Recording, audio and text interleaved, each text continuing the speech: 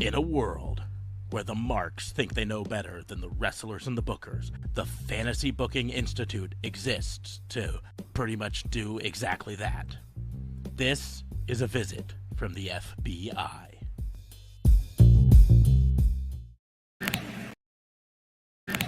This is Dan the Dad, and you should listen to Raw and Order or you're grounded.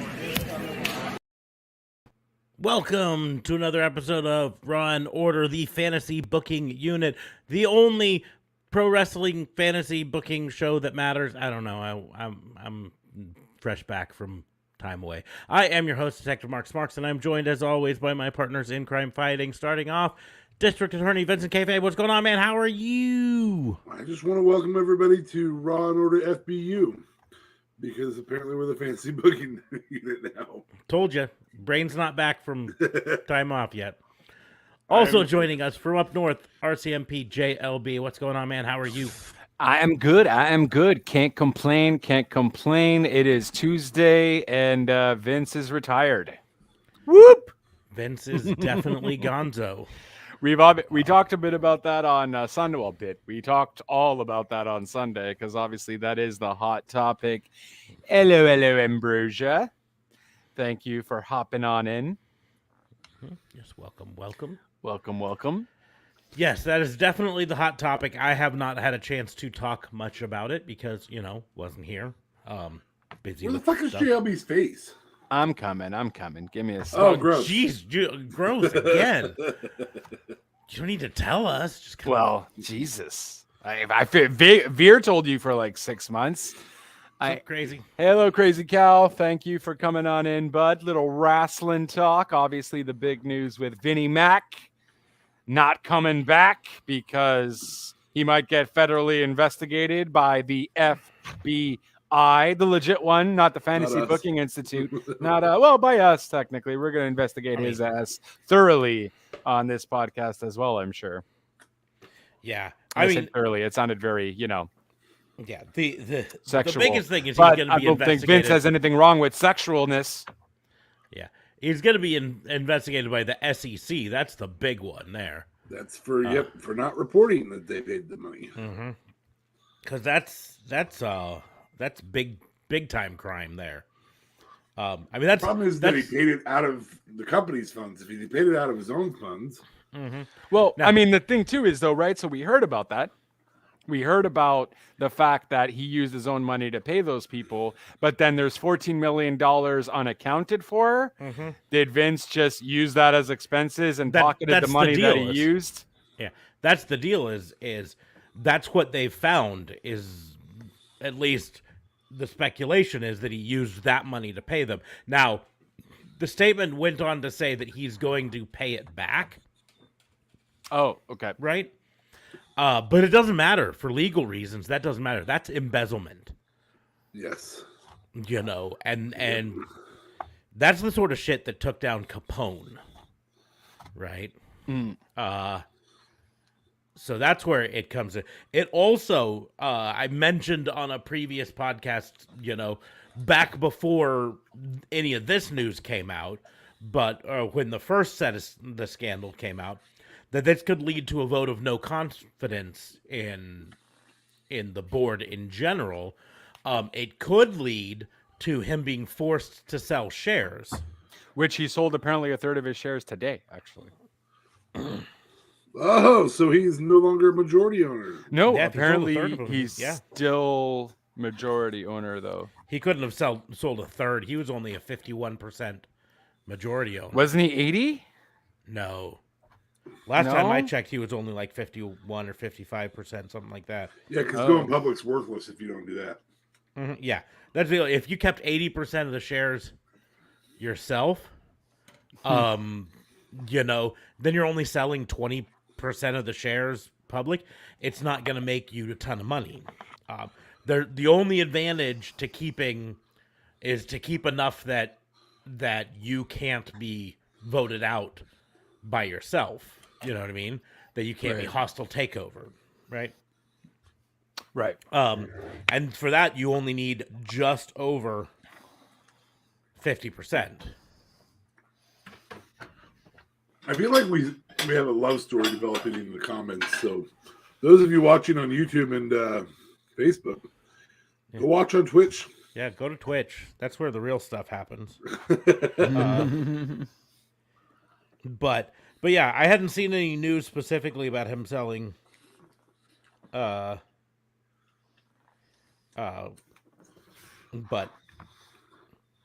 if he did, I mean,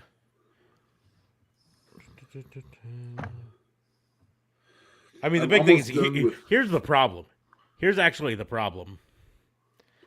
If he sold stocks today, he fucking made a fortune. Because they were up $6 as of Monday. Well, they were down though. They went they're from up today. 60. No, they're down technically because they went from 69 to 72.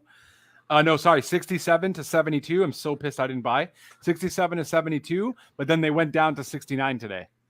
Nice. So, Sorry. Well, keep your eyes on it because apparently there's bidders like Comcast and Disney talking about getting their hands on it. yeah, I mean, I'm definitely ultimately- keeping my eye on it, but I hope it goes lower before because fuck, man. Because with me being Canadian, that's going to still fuck me over Yeah. with me paying Uncle Sam a little I bit. think I'm about to spend Important to $5,000, note, though, $6,000 on it. you mentioning it went down. From Friday when the news hit to today, it's still up 6 points. $6. 6 points. Well, 6%. 6%. But yeah, it was like $5. It went up because it went from I think 66 to now it's 69. So 4 points. $4 it went up technically. Salad dressing. 6 points. Yeah. But I mean, that's still a big No, killing for over sure. just like if we go back to a month ago, right? Well, that's the highest it's ever been since 2019. So Yeah, a month ago it was only at $61, right? Yeah. So pissed. I didn't get into stocks only got into stocks 2 weeks ago. Anyway, So that's my point. Is if he did sell a bunch of it today, which I'm still trying to find. Like it literally went down 3.40% yesterday. it's like today. the biggest slap in the face for a company you own. You quit and your stock went up. Yeah. Yeah. Well, I think it It went think down it says a 3% lot about- today. now Yeah, there that's a lot. yeah there are two things. It says the most about Nick Khan and Stephanie is what it says. well, the most about. there's Or one thing. Triple H. I'm Sorry. gonna take a step back on this though and point out there's another thing that plays into the stock going up because at the same time as stock went up on Monday was also after as the reports all came out was because they had their quarterly filing, right? And their quarterly filing showed them having a profit of $300 million Right. for the last quarter and a lot of other positive signs. So stocks going up based on that. But there's so many reasons. A lot of stocks also went down yesterday too. All the retail stocks specifically, because inflation is a thing and whatever. So everything did bad yesterday. But my point is, WWE had a very positive performance report showing above predictions in terms of earning, which usually causes stocks to go up. So for the stock to go up, I'm not saying it's exclusively because of that, but that at least accounts to a part of the bump up. Also, there's a lot of speculation that the stock going up has less to do with confidence in the company, such as hey, Triple H is going to turn it around or Stephanie's going to turn it around, and more with confidence that WWE will eventually sell. And when they sell, let's say, just for argument's sake, I'm not saying I think it's what's going to happen, but let's say Disney comes in and buys them, right? When Disney comes in and buys them, it's in the form of a stock. Or something. Yeah, it's in the form of either a stock split or a stock buyout based on a price where the stock is. So you pop the stock up as high as you can before a buyout happens, you get more money back when the buyout And does almost happen. all buyouts like that end up with a positive for the owner of the existing stock. So if you pretend, and we're just going to use very easy numbers, if you have $70 a share for WWE and they do a 10% over, then you've got a 10% gain at $77 a share. For whatever the new shares will be, which will probably just be a Series 2 WWE. They Yeah, won't do a I don't full think it would merger be in- NBC stocks or something, or I Disney I don't think it'll stocks. be a full merger into whatever it is. Yeah. They They'll- may do that, but they can just have the majority of those shares owned by that umbrella organization being. Or they could do a Comcast stock or- buyout where or they a full just like, say, stock buyout and say, "Hey, we're going here's to buy all the stock. at one this share price." Disney for one share WWE." And if that's the case, you're cashing in. Yeah. Well, or even they can do a cash buyout. It's what the Twitter Yep. Elon And Musk they can. deal was. Yep. It was based on a cash buyout where he would come This in. is the value of the shares we're going to pay for, which Yes. would be that 70 to 77 or 70, 90 or whatever it is. I don't think it'll be that drastic, but typically they're about 10% over what the valuation is at time of purchase at the initial offer. And so you've got a 10% gain. Yeah. So in the moment they grand make scheme that of things set. here, yes, there is at least some of the selling price skyrocketing that's based off of confidence in the new people that people thought Vince McMahon was holding the product back. And I agree, I thought he was holding the product back. But there is also at least some of it that goes to, we want to be a part of this if there is a buyout. Whenever the sell happens. Whenever this sells, right? And then the more that buy, the more that are gonna the higher that price. Well, yeah. Go. Yeah, that's it. So, that being said, here's what I'm gonna say, JLB. I don't care what price you buy in at it. I think it's a good investment to buy in. I do. Yeah. I do. I just, because it went up so high from what it was before, because I wasn't 8% increase. It's not a huge increase. It's not a huge increase at all. It's just I don't know a lot about. I'm buying a lot of hedge funds in Canadian thing because it's easier for me. Because with me being a Canadian and then paying a whole bunch of taxes and all that. But I think I'm most probably gonna buy one or two stocks. I'm not rich enough to go crazy, but I think you guys are right though, for sure. I was just kind of watching. Thanks for joining us on Wrestling Kramer and Company. Hey, bro, I would love to do an investment thing now So that I'm into it. So down. The reason I'm gonna give you an example, back in 1997, my dad and I had a chance to buy 1,000 shares of a company that at that point was a failing company. For, I want to say it was $5 a share. And we were like, hey, let's buy $1,000 worth of shares, which would have been 200 shares. 200 shares, right? Since then, that company has not only not failed, but skyrocketed. It has had at least 2 stock splits since then. So a stock split is where they take one stock and split it into 2, right? To help keep the price of the stock affordable. That's what Google just recently did too. Yeah. And so that 200 shares would have become 400 shares, which would have now become 800 shares, right?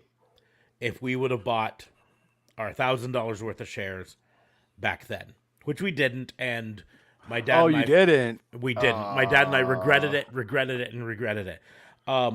That stock share closed today at $151 per share. Fuck. $151.60. It's been as high as $174.72. Very recently, in fact, maybe it did spike up just a bit. $179.45 in December of last year. It spiked up to, right? Ambrosia is a great karaoke singer, by the way, guys. I know we're not showing the comments because they're having their own conversation, but Ambrosia is a great karaoke Jeopardy. I feel like I'm calling it now. We're gonna make that a thing. I'm sorry, carry on. I So- just felt like I should mention them.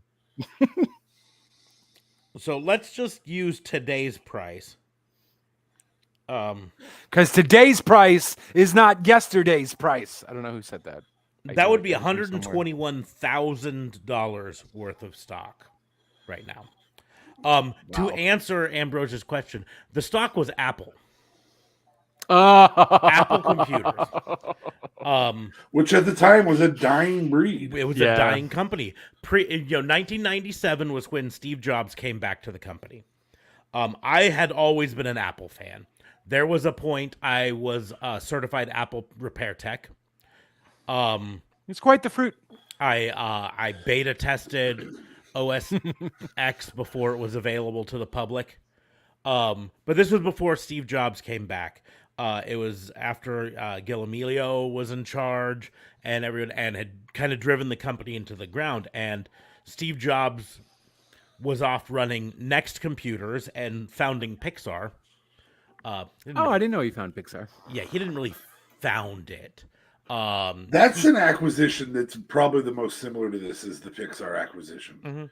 What their shares went for is probably the most similar to this in terms of Next Computing and Pixar were both like companies that existed but were really, really small potatoes. And Steve Jobs came in and turned Pixar into the name that eventually got acquired by Disney. Right. And Next Computer eventually got bought out by Apple Computers, and the technology that they developed was worked into OS X, OS 10. I would just like to say, with your whole Apple not buying, I just like to say an aw fuck. Aw, fuck. Yes. No, I tell you, we've been kicking ourselves.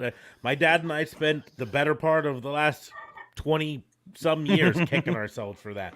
Because even as much as a month later, after Steve Jobs got announced that that Apple was buying Next and merging it back into them, and they were going to start using that going forward, they launched the iMac with the colorful computer. Aw fuck. That shit got popular in elementary schools. And things started to pop off, and suddenly it wasn't $5 a share, it was $10 a share. It was $15 a share, it was $20 a share.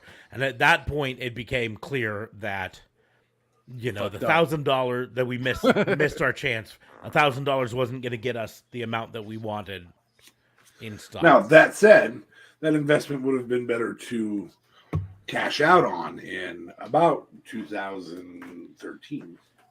It hasn't exploded since then. It's been a very gradual stock since then. Yeah. Yeah, it went up in the last 5 years. It went up from, it still exploded. 5 years ago, it was $37 a share. Oh shit. Okay. And now it's $150. It really spiked up. January of 2020, it started to really do an upward trend. Oh, that's the iPhone 11. That's the M1 chips, maybe. M1 chips, Maybe. yes. Okay. Them doing their own silicone instead of using Intel chips again. I wish this would go. What is the max? Ooh, hey, this will tell me exactly. Holy shit! It makes you nope. It makes me sound even more like an idiot. This makes me. You remember how I said $5 a share? Yeah. In 97, it was at 17 cents a share. So now we do the math different. $1,000 a share. Fuck, this is going to make me feel even more angry at myself. Right? Can't go back, bud. Yep. So, Vinnie Mac, what are your thoughts, good sir? No point going down this pigeonhole. So that would have been 5,882 shares. One stock split, two stock splits, and then today's price. It's not yesterday's price. Where is that from? You saying it over and over and over again. That would be 3.5 million. Fuck. Fuckity fuck. Now you can say, "Oh fuck." Oh fuck. Anyways, my thoughts on Vince leaving. It was not coincidental that he did it after markets closed on Friday, because he didn't want the conversation during their financial presentation this on Monday to be entirely about him. And it still was partially about him because there was still stuff trickling in and stuff, but I'm wide awake. But it did help soften that, especially when the reports came out on Monday that, you know, that they were investigating and $14 million in money was misallocated and not reported as expenses, and yada yada yada. Right? Do I think it's for the best of the company? Yes, 100%. On a creative level or On every level? level? I think it's on every level, right? I mean, obviously, on the sexual misconduct level, it's for the best of the company. I think it's for the best of the company on pretty much every level, and that really comes down to this. I think Vince McMahon had gotten stagnant in his business sense. He was a product of the 70s and 80s business models. And if you look at all of the big business deals that they've done in the past couple of years, they've all been Nick Khan deals. Yeah. Which is why the it's part of the reason he's not an EVP. He's actually a co-CEO. Mm-hmm. Because of his great deals that he had. It's not just WWE that Nick Khan was involved in. No. He had great deals with the SEC. He had great deals with Major League Baseball, I think he's with. He was an agent for many, many entertainers in the sports industry, whether they were people who were talent on ESPN or things of that sort. So Nick Khan has an acumen in the sports and sports entertainment category, and that in terms of how to put together a deal. And so that's the big change, that the reason to keep Nick Khan. I know that a lot of people get annoyed and think he's a Vince guy. No, he's a business guy. He's an entertainment and in the athletic arena guy. The hardest thing for Dana White to admit is he's probably not the guy to be the CEO of UFC. Mm-hmm. He was the best guy to take over the UFC when he bought it. Mm-hmm. But at this juncture, he's actually probably not the best CEO for UFC. That's a very good point. You don't, just because you're not the best option now doesn't mean you weren't at one point the best option. Correct. Vince McMahon Nick Khan would not have been the best option in 2002. No. And more specifically, Vince McMahon at one point was the best option. Just like you said with Dana White. Vince McMahon made WWE what it is, right? Right. It would not be where it is today without that. However, I don't. Well, I hope that hot take gets us Dana White chewing our butts. Yeah. On socials. Should I throw a "fuck you, Dana White"? Does that help? No, Maybe? It's just. I mean, until Dana White gave up some control to other people, they stagnated for a short while in UFC. Yep. WWE's been stagnating much longer than UFC did. Should I go after Joe Rogan then? See if we can get him to Joe Rogan won't give a shit. say fuck Yeah. you, Joe Rogan. Bro, he didn't give a shit about fucking He owns Spotify the bonanza. world's He's like, largest guys. version of this. So Just saying, I'm just trying, man. I know, Throwing that's shit at valid. the wall. That's fair. SEC filing today showed Vince McMahon forfeited 38,519 shares of unvested WWE stock today.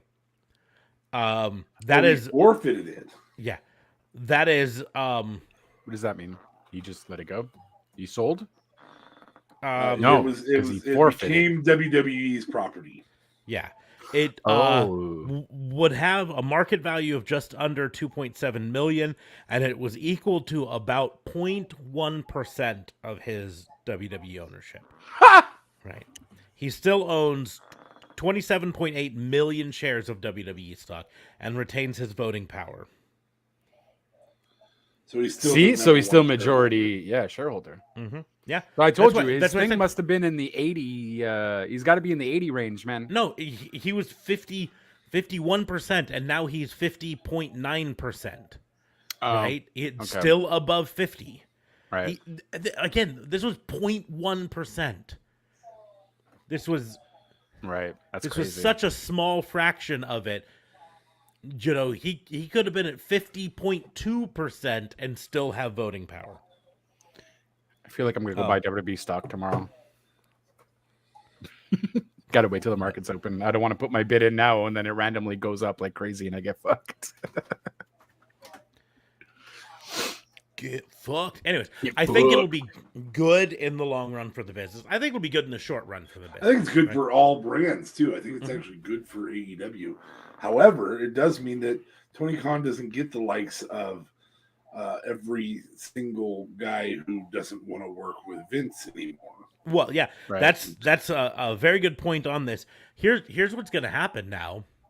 The reports have already started trickling in that morale backstage at WWE is up. Yeah. Right? People are more happy to work there, less worried about their jobs all the time. And reports just as little as a few weeks ago were that morale was really, really low. Right? Imagine your contract negotiation with Christopher Daniels or Triple H. Which one are you more starstruck during? Mm-hmm. Yeah. But even more than that, like Always got to put AEW's Christopher Daniels into the play, huh? Hey, I just got AEW's shit on some him a little knocks bit, right man. now. AEW's taking some knocks right now in the talent relations thing right now. So, but yeah, no, it's. I think there's going to be less turnover in WWE, which will help the WWE product. I think AEW is going to have to step their game up a little bit more if they want to keep recruiting top talent. Well, yeah, Khan's negotiation skills are going to have to fucking go up high. It's no longer like, come with us or, go with Vince. He no longer has that.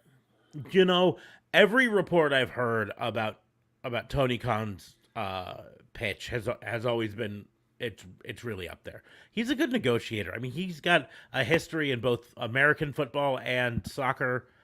With negotiating with the talent to come for their free agent deals, yada yada yada.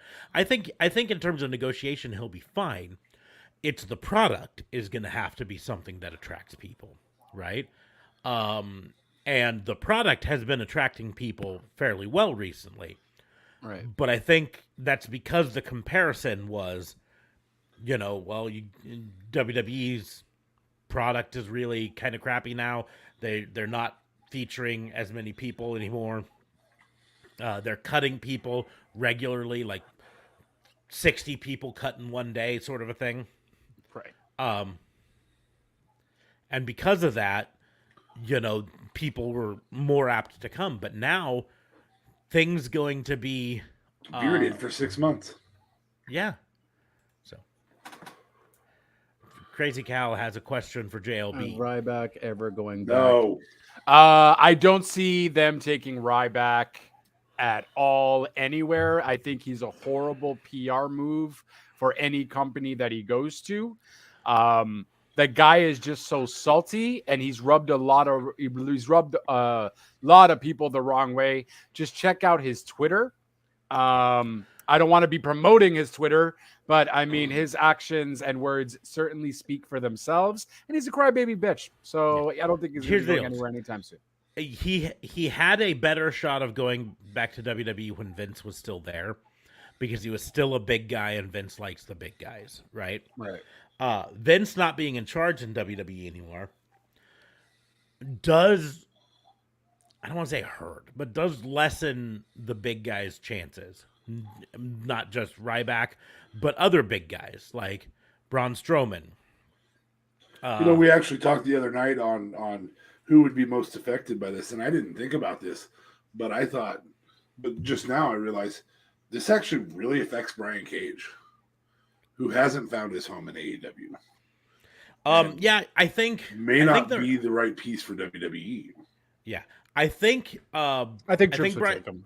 I think Trips would take him, but I do also think we're about to see a resurgence with Brian Cage, not just AEW, but maybe Ring of Honor, because remember the whole Tully Blanchard Enterprises was featuring him at the top of it. Do we know why he left? Because apparently Tully is now officially out of AEW. Tully no-showed Death Before Dishonor.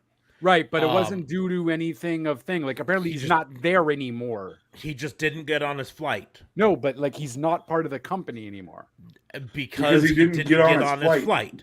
He no-showed, and Tony was like, dude, you can't do that. You're out. Right? Oh, snap. Okay. You just flat out no-show. He had to rewrite an entire section of creative because he had a whole plan for the Tully Blanchard. Now, fortunately, he had Prince Nana there to come in, and it might actually be for the best in terms of Ring of Honor, because Prince Nana has a history with Ring of Honor, right? So it kind of keeps that lineage there. But I suspect we will see a lot more from Brian Cage in either AEW or Ring of Honor here in the near future. But probably Ring of Honor. I'm thinking they're going to give him kind of a fresh start there. Let him be the big beast in Ring of Honor for a while. That team though, with Khan and what's the other guy's name? That team with Khan, who are you talking about? The rest of the team in Tully Blanchard.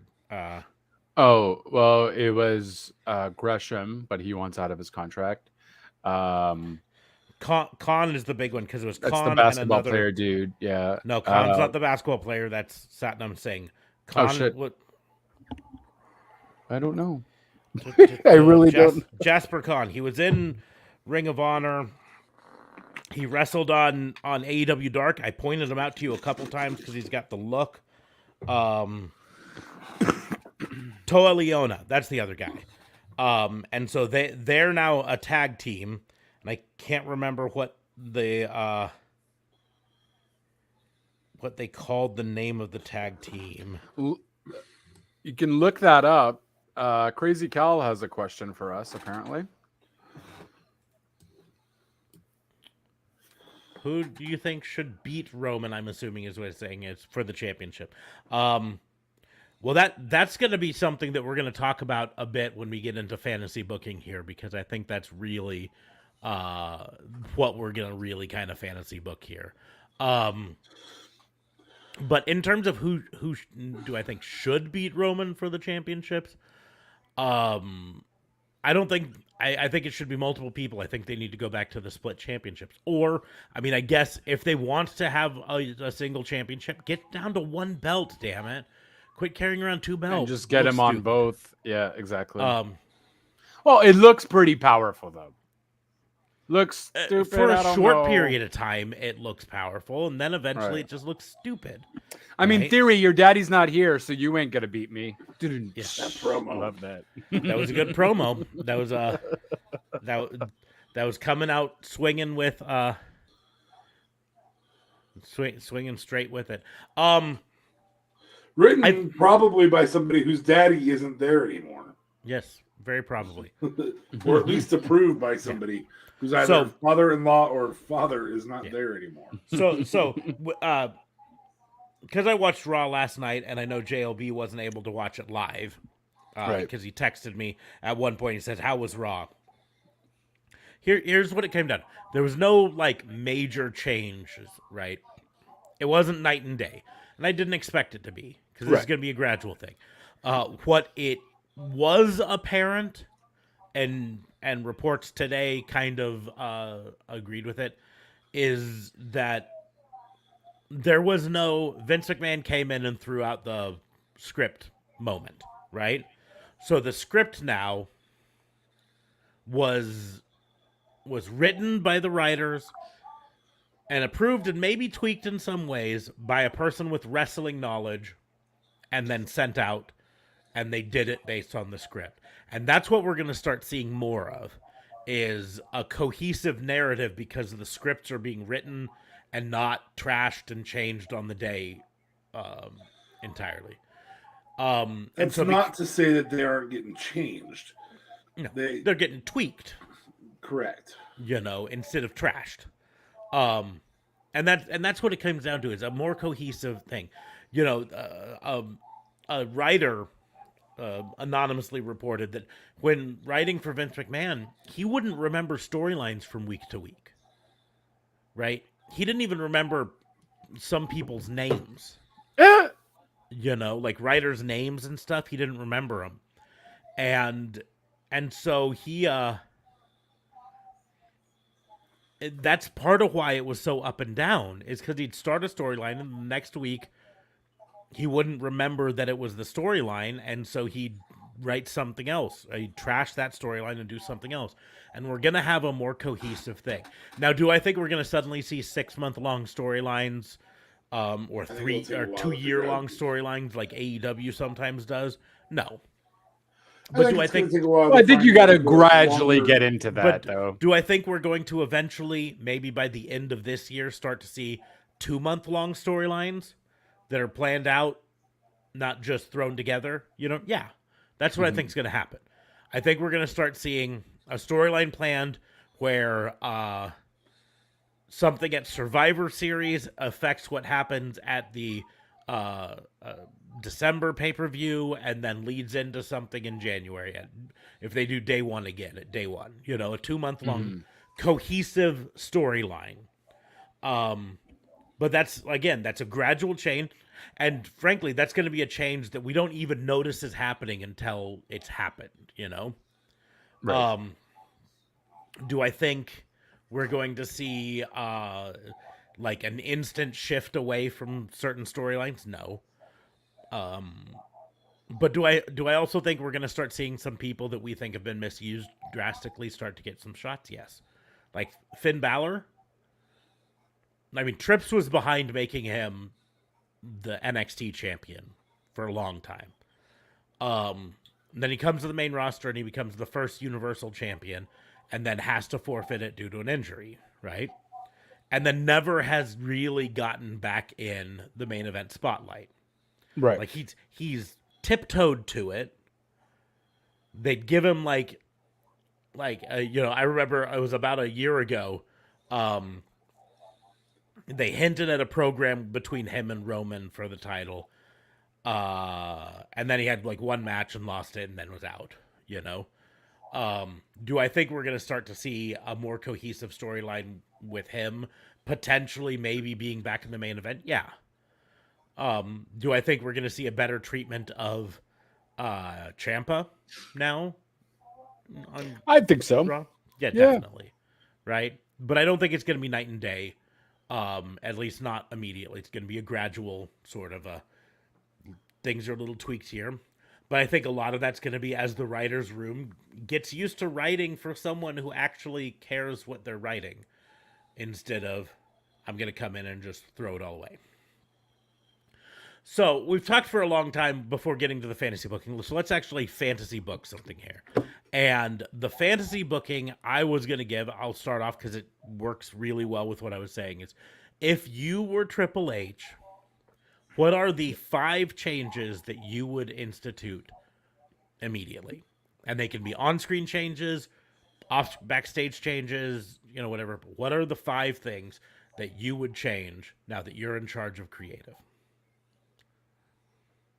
I would change NXT back to black and gold. I would automatically revert that back. Give it that more hard-hitting feel. USA wants TV 14. Let's give them TV 14 for NXT completely. Let's make that happen.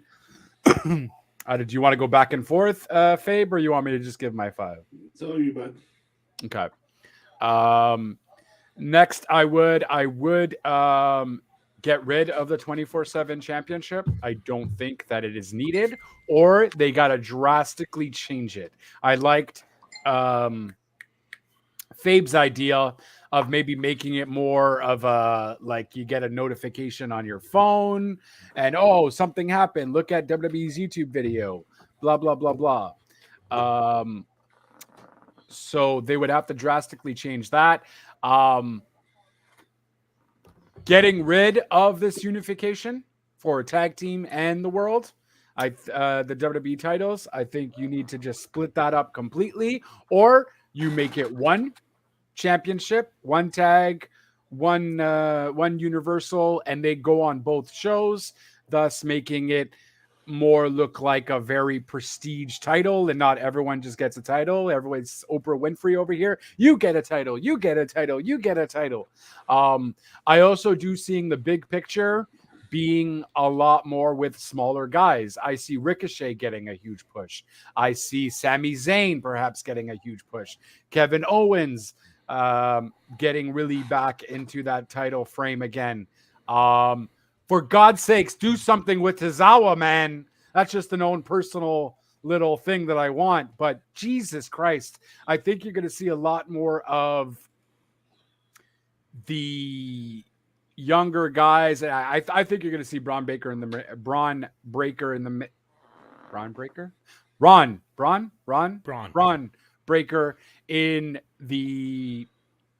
main division, Raw and SmackDown.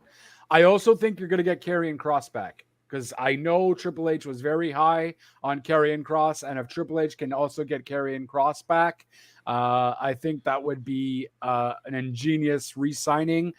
Bray Wyatt, perhaps, since Wyatt is nowhere to be found anywhere, and I think Triple H would let Bray do what Bray does. There was reports that Triple H had a meeting before Raw saying that, hey, guys, I want open communication. It wanted to be very transparent, and I want you guys to have fun while you're here.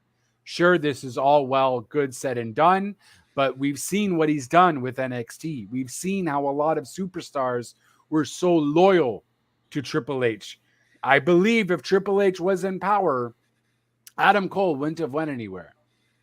Daniel Bryan maybe wouldn't have went anywhere. There's a lot of superstars that might not have left. We very well will see probably Johnny Gargano back in WWE for sure now. Him and Triple H and Gargano fucking were like the best of friends on top of that. Gargano main roster, and I see Gargano in that title picture reign. I don't see Roman leaving anytime soon. Roman is very popular, though. I think Roman will still do his thing. I just don't know if you necessarily need a title for it. Rock Roman, that's still going to go on. I wonder what The Rock thinks about everything that's happening. But, I mean, that's a different story at a different time. But yeah, those are kind of my things. So NXT revamping back to black and gold since it's TV 14. I see re-signings of Karrion Kross and Bray Wyatt. I see a lot more of the smaller guys being pushed, such as Ricochet, Sami Zayn, Tozawa out of my own personal preference. And I want to see Tommaso Ciampa versus Gargano next week on Raw, just because I know it could happen, because it's Trips, baby, and Trips would love to give that to us. Or heck, Gargano and Ciampa teaming up as DIY again. Give me. And I don't see NXT being a lower brand, but of an actual equal to Raw and SmackDown. Heck, might even be a higher brand if NXT is going to be possibly facing AEW's All Out on September 4th, because apparently they have a premium event on the 4th as well. Not WWE confirmed, but some source had saw it on a schedule thing that NXT was going to have a premium event on the same date. So we shall see what happens. And I'm excited for a Triple H era. And those are the first things I would do. Okay. Mm-hmm. I was so excited. What's with that answer? That should be more. Oh my God. Yes. Well, I'm just going to point out you kept saying, I see this, I see that, as if you were answering what Triple H would do. I wanted to know what you would do.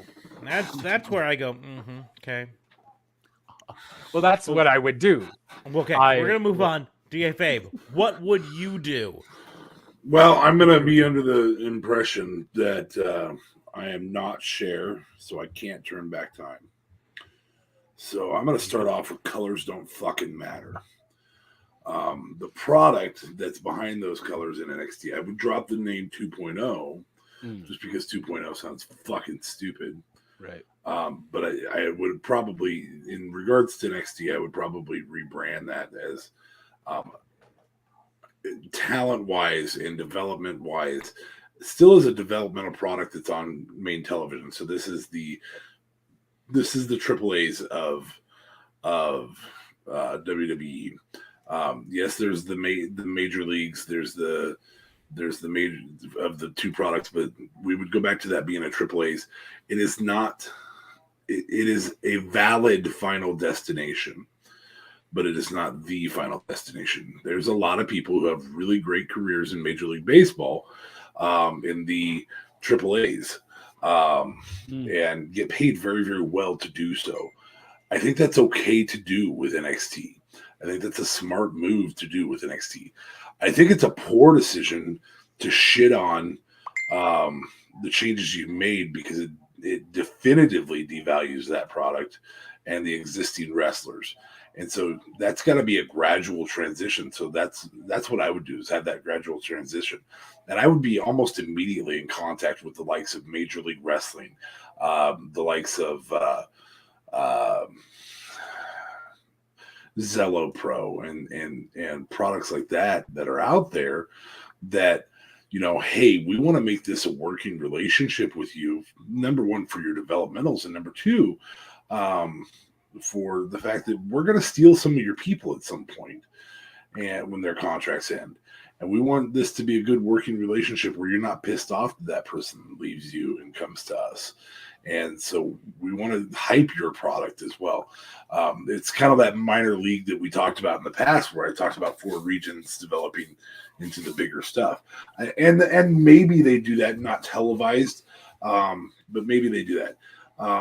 The business side of me says that I can't really see Triple H making the business decisions. I'd love to fantasy book what Stephanie and Nick do here, and I really do think that creating a regional developmental project with the ability to stream and streaming abilities that exist, I think that's a smart move, especially if you can get NBC to be on board with Peacock and have, this is the Northwest region, this is the Southwest region, or however they break them down. You can do the Pacific, Great Plains Mountain, Northeast and Southeast. That's probably the best for population breakdowns. That would be the move I'd make in terms of not Triple H related. Just that way their developmental becomes a lot stronger. In terms of WWE as a product creative, that NXT move is just a slow transition. What do we got here? Don't worry. Send them to bed. Just talking smack. Don't worry about it. I like bagels. Bagels are great, but then she says bagels. Do you know anyone who says bagels? She says bagels. Then get the hell off. Right? Get the fuck out of here. The second move I make is the next Brock Lesnar. Not Brock, not Roman, but the number 2 guy, I figure out Bobby who my fucking number, Lashley. It could easily be Bobby Lashley. And the reason I do that is I want to figure out who on my roster can carry the same load that Roman does, the same load that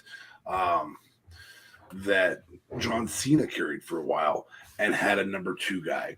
And because I think you do need to do the brand split. I think it's valuable to have that be a whole fucking year and not have them crossing over all the damn time. Right. I think there's just some serious value to that. And I don't think you have to pay as much. Bagu, get the fuck out. Boggle, okay. Boggle? Get the fuck out of here.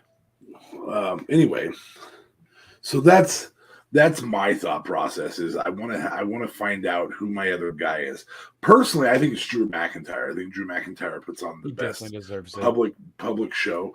I think Bobby's just a little old for it, and that's the only reason I would say that. Bobby's probably only got about 10 to 12 years left in his tank, and you need a guy who at the end of 10 to 12 years after holding the title a couple times can still carry things. That said, I'm wrong about that, and I know I'm wrong about that because I think Drew might be older. Drew's 36. Nope, Drew's Bobby's 37, 44. Bobby's 44. So, oh shit. Okay. So, the other piece to that is that I also know 100% that I'm wrong because at the end of the day, Dwayne "The Rock" Johnson was 6 years of professional wrestling, and kind of carried at least the public image of that quite a bit, as did Stone Cold. And so I want to figure out how to pack that main event picture with guys that can move that title around with on 2 different brands. And it may be somebody we don't normally think of. It doesn't have to be a long-haired white or Polynesian person. It could easily be a bald black man. It could easily be a small Irish man. It could easily be lots of different people. But you want it to be somebody who can both charismatically live outside the persona of the ring and charismatically live inside the persona of the ring. One of the things we found about Stone Cold is he doesn't live outside the persona of the ring well, or not even close to as well as, say, a Mick Foley did. Mick Foley actually outside the ring was more charismatic than Stone Cold. And so, and The Rock was the most charismatic of all of them at that time. We found that Mark Calloway had a lot of charisma in the locker room, but hardly any in terms of face-to-face because he maintained his kayfabe. That doesn't mean he actually wasn't charismatic. It just meant that you weren't going to put him in interviews on a regular basis because he was maintaining kayfabe all the time. So I try to figure out who those 5 or 6 guys are for each brand. So I guess that's 2. I start the brand split and make it more the wall thicker, I should say. Is that That's fair. Yeah. 2 C's thick. Sorry. So that's okay, Daddy. You got interrupted by our fucking combo there. Right? I don't even know. Like I said, if you're watching for the people watching on YouTube and on Fernando's not here tonight on his normal. He'll be back on his normal Facebook look. Fernando, we're missing you, bud. Yeah. Anyway, Fernando, there was something in we the like air him. He's the best 101 questions guy. Just so everybody knows, the comment section on Twitter is getting pretty fucking filthy. So go check Twitter. Go enjoy. Have some fun. Holy shit. There are. So I guess that's 3. I find the multiple guys, and it doesn't have to be John Cena trying to go against high mid carders over and over and over again. It needs to be, ideally, you need a Kurt Angle, a Stone Cold, a Rock, a Mankind, Undertaker, a Kane. Just so many high-level competitors on each brand that you can really do something with it. The fourth thing I do is I try to solidify the championships through the caliber of those athletes. So it can be a surprise having an Edge win the world title or a Theory beat Roman. I don't think Theory's the one to beat Roman, just so everybody knows. Not yet. Definitely. Not yet. No. And I'm not saying Theory won't win it. I'm just saying that's a good way to start the title moving around. Theory winning the title right before Elimination Chamber would be gold. That's a really good move because it makes people think he's going to WrestleMania in the main event, and then he loses in Elimination Chamber. Smart move. The Elimination Chamber was originally designed as an opportunity to really start building people and featuring them. Every year we seem to put in people who nobody really thinks is viable in that match. And I would include Kofi in that, even though I consider now Kofi a viable championship contender. But at the end of the day, so often we were putting Kofi in. In fact, we had him get slammed and beaten up by Edge to have the opportunity to be in the Elimination Chamber when Edge won the Elimination Chamber. So I think that's a really good chance to start building people. That's probably number 3 is know what you're doing with your feature matches. I'm not going to say don't have a pay-per-view for them because I think they have to for a short while. Mm-hmm. But I think you can eliminate Hell in a Cell and Elimination Chamber, and you actually develop that as there's so many fucking contenders. We have to have an Elimination Chamber. I think that's the other piece to Hell in a Cell. Hell in a Cell, you need to build grudges for Hell in a Cell. And Smarks and I have talked about this numerous times on the podcast, as I think JLB has with us, is those matches don't need to be done away with. They need to be done correctly. I would contest that Money in the Bank is not one that needs to be thrown away. I know Smarks disagrees with me, but I would actually say Money in the Bank's a good one to have as a pay-per-view between SummerSlam and Survivor Series, because there's such a long stretch there without a really great contenders match. It also opens up the door to now have Royal Rumble getting that world title shot at WrestleMania, and you can really get some great surprises at WrestleMania, or you can not. You can get great surprises in Survivor Series. I mean, mind you, that could mean Roman has just as an example for right now, that could mean Roman has the bloodline featuring Sami Zayn and one other person going up against a group of 5. And it could be Roman 1-on-5 at that juncture. And if you have Roman 1-on-5 at that juncture, that really opens the door that Money in the Bank is there, especially if it's on the other team. That guy can go, hold on, and jump in and cover him after the 5 of them all attack.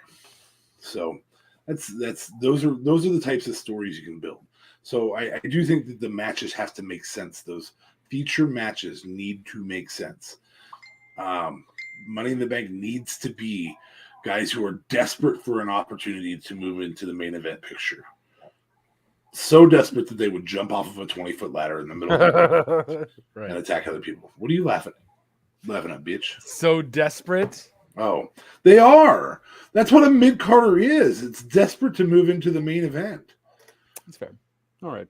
I mean, you watch an interview of a UFC or boxing guy who's ranked 6th. That dude is begging for a chance to fight the number 2 or 3 guy so that he can get his chance. He will fucking throw N-bombs out to try and get that. To try and get enough heat that somebody goes, fine, you can fight him. After calling him that, he's going to beat the hell out of you. Like, they'll do anything they can to get that attention. And that's the way it needs to be portrayed with Money in the Bank. I guess that's technically a 5th one. Because I really broke down Elimination Chamber and Hell in a Cell not being their own event. And Money in the Bank being just the best opportunity. It really is a better opportunity than Royal Rumble. Money in the Bank is. I would say so. And I think So I dare I say they should maybe reverse the rules. Money in the Bank should be a shot at WrestleMania because it's long enough where it's a thing and they can build no, up to something. no, I disagree. No, The reason reason Royal Rumble is because everybody's in it and anybody can win it based on Okay, their seating yeah. and stuff, Mhm. and it gives you WrestleMania. the reason Money in the Bank is potentially more powerful than This is the title, not WrestleMania. is well, and more specifically, it gives you a title, but also the cash in any time, Yes, including potentially WrestleMania. but maybe Right. not. If it's But far maybe enough removed, you may have wasted your chance to try and get a WrestleMania moment. Mhm. And that's really what a lot of people think about Seth. It's the other spot you could put it, because SummerSlam is all the way in August. You could put it as the May pay-per-view, and then you have all year. And then you're going, if you go up to WrestleMania, you're literally sitting there going, this is my last chance. Mhm. So you're forcing yourself into a WrestleMania spot where you may or may not have a champion who you think you can beat. But in the Who end, maybe went up against Rey Mysterio, who won the Royal Rumble and squashed the fuck out of him, you know, or whatever it may be. here's what it comes down to: the winner of the Royal Rumble gets a spotlight for 3 months. Yep. The winner of Money in the Bank potentially can be in the spotlight for a year. Right. Right. And that's why But Money in the Bank. they are capable of guaranteeing themselves a world title. They can go out there and beat him and tase him and until he's unconscious and tape his body to the mat, turn in the case, and then lay down on the guy. But You again, like I say, it's all about that potential for a full year, which Yes. they've been wasting a lot, especially in the women's division. I'm Yes. still so pissed at the way they've treated Money in the Bank in the women's division. Well, I mean, it got Liv the championship though. And I she's got still Liv the champion. championship, that's fine, but it wasted the chance for Liv to have a run as Money in the Bank winner. Yeah, and then that's true. still get the championship, right? I think Trips would have changed that. I think now we are no longer going to see, if Trips is still in power in a year from now, we are no longer going to see this woman cash in so abruptly and right away. I think that's I think completely out the we window. get actually a little bit better featuring on the women's division. They I would think so, definitely too. need to hire some women at Backstage. like some 17 female competitors in the entire roster. It's not very many. Oh, you mean wrestlers? Okay. Yeah, wrestlers. I'm sure Smarks is looking it up based on the way he turned his head to a screen. Yeah, I have the thing up here, so I'm gonna count. And so I think if I haven't given a fifth one, that would be my fifth one, is get enough competitors to fill out your divisions. Fill out your divisions? God, you got to make it dirty. I'm sorry. Misogyny, gentlemen. Misogyny. 25 women on the main roster. 25. And then a shit ton on the NXT roster. So I think the last thing is to fill out the divisions. And that's okay. Thank you again. I make the perverted jokes, not you. I figured we changed roles for like one night. So by filling out the divisions, I mean leave your fucking tag teams alone for a while. Right? I mean, leave your women's wrestlers alone. And give me like a women's tag team again. Like, fuck. Well, you have to have a roster big enough to do it. Because if you have 4 titles in the women's divisions, 2 main card titles, main card singles titles, and a tag title, you actually have a 1/6 of your roster holding titles. That's really, really hard to just rotate. Well, and more importantly, 1 in 6. You're going to face the same person 1 in 6 matches if they all have the same rotation. You've got to have probably a 40-woman roster, 20 on each line. I'm going to say right now with the roster they have, I'm fine with them forgetting the tag division in the women's for a while. Well, focusing on the singles. Here's the other piece. If you're going to solidify the brand split, and I'm not saying to give women less time, I'm saying if you roll the women's division to Raw, where there's 3 hours, and just run a couple singles matches on SmackDown until your roster is big enough, then you can do a tag division. Unify those women's titles, and you have the person to do it who is over with the fans, though Smarks and I both do not like her, and JLB is less keen on her than the average fan. But Ronda Rousey's the person to unify those, or Bex. Either one of those two can unify those. Or Baszler. Holy shit, bro. Shayna Baszler, yeah. Dude. That's Are we gonna get actually a that push really we great always move wanted? to have her be the one who beats Ronda to unify the titles. If you put a title back on Ronda. So those are the types of moves I would make. They're more generalized moves because I can't tell you how I'd write any individual storyline. I guess the first thing I'd do is I'd tell Brock Lesnar he's losing at SummerSlam. That's the number one thing I would do. And the reason I would tell Brock Lesnar he's losing at SummerSlam is I don't know if he's going to stay. Right. Because he's already said he didn't want to stay. Well, but then he came and did it. I think that might I have been too suspicion scared half the to- reason he came back is they told him he's winning at SummerSlam. Or he knows that it's going to cost him a boatload. Well, Yeah, Breach a contract. pretty sure. Frankly, I feel like that's more it The- than the hey, you're stories- winning.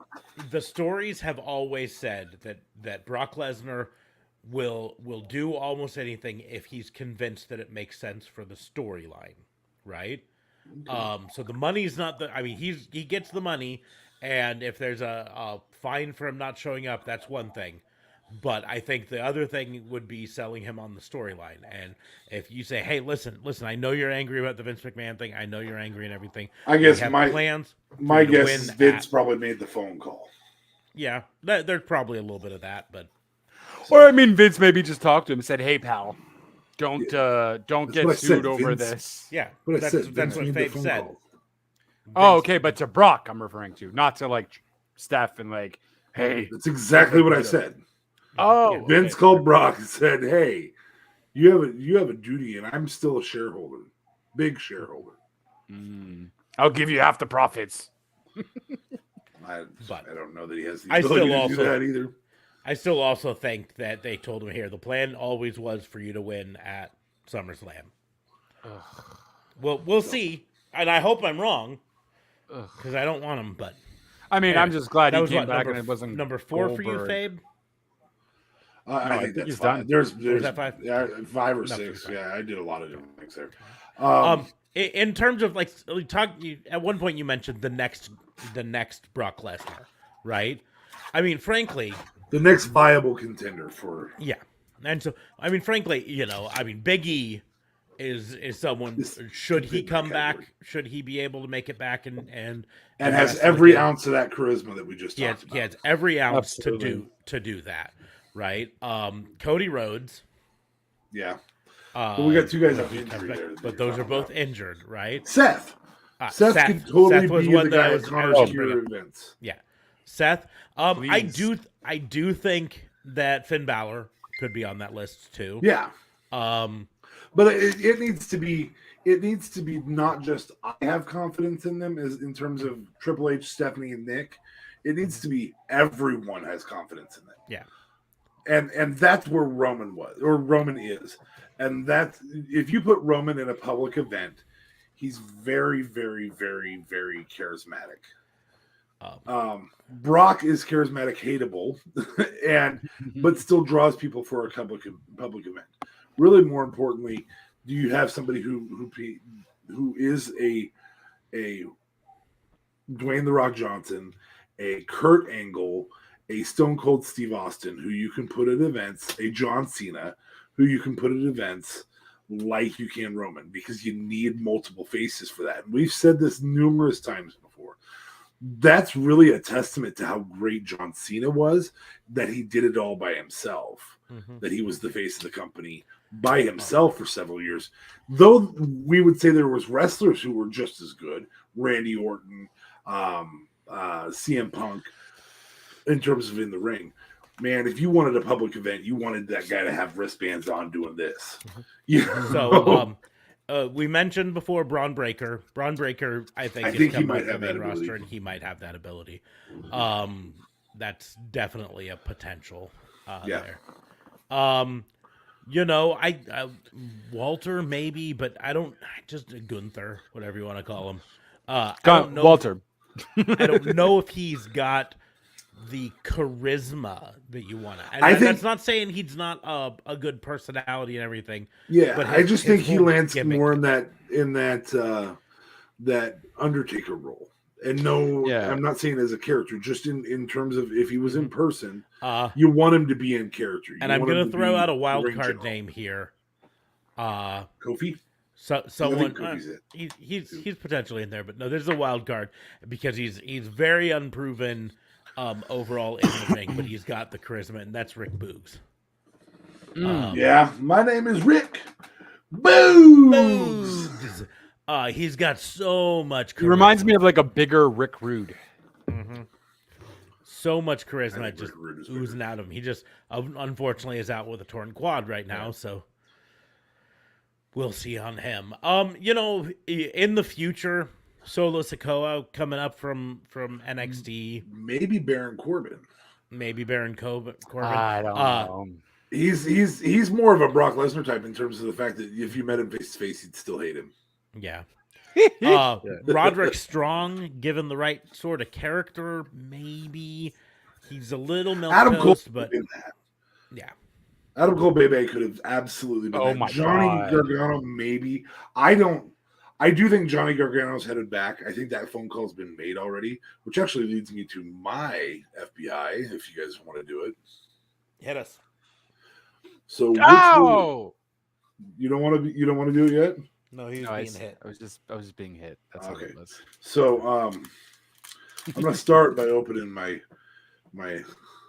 open your pack. See what you got. And at the end, I'm gonna actually show you do an unboxing as well tonight because I did one the other night. Oh yeah. Who's Johnny Hungy? Who replaced you as a stand-in? It's okay because I got him right back there. He's in the ring with Sting with Edge. It does make me wonder if my Sting had cards in it and I accidentally threw it out. No, the Sting one didn't have cards because the cards started coming in the Unmatched series, not the Unrivaled. So, oh my gosh, I'm so excited. I got a Duke Hudson. Duke Hudson. So you want to go ahead and say it for me there, Smarks? Crap. Who the fuck is this? I think he just got a win on NXT yesterday or tonight. I've got a Blair Davenport, formerly known as. Do you know who Blair Davenport was? Who the fuck is this? Blair Davenport used to be married to Darby Allin. She was Bea Priestley. Oh, this is Bea Priestley. Mm-hmm. She was on NXT UK. So Montez Ford. That's a good one. That's one I like. I did play patty cake with him. Dude, I think Montez Ford is getting a big push. Just I think potentially, I just don't want them to break up the Street Profits. I think Street Profits can be a New Day sort of group where they get singles runs at the same time as their, you know what I mean? Instead of having my very first green series, Jack Starr. Who the fuck is this? Who the fuck is this? But he's green. But he is green. So if he's a big deal someday, Jack Stars. Jack Stars. Yep. He doesn't even have a Wikipedia page, so I can't even look him up. God, I hope he gets to be a big deal someday. Anyway, that card might be actually worth something. So my challenge to you guys is to book the first 5 phone calls made to talent, current or previous, by somebody in talent relations. You don't have to use Triple H. You can use Nick Khan. You can use Kevin Dunn if you want. And kind of how those phone calls went. And I'm going to start with Smart Susie's on screen. Okay, let's see here.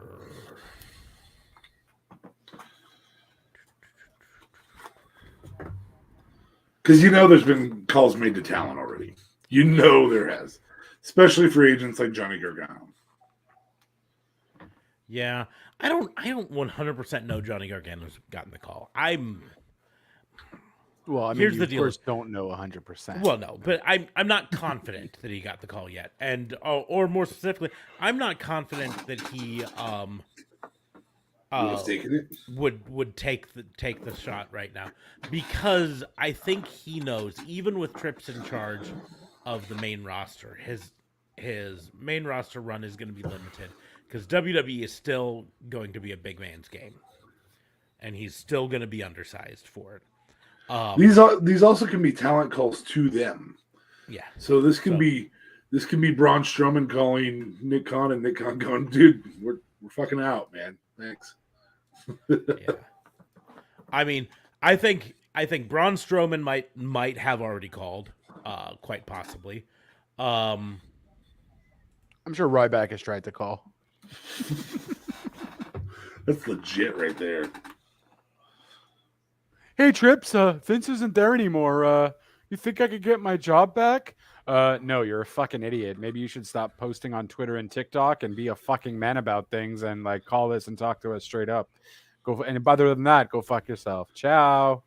By the way, you're still not getting your shit back because you're a crybaby bitch. Bye. This can be current talent.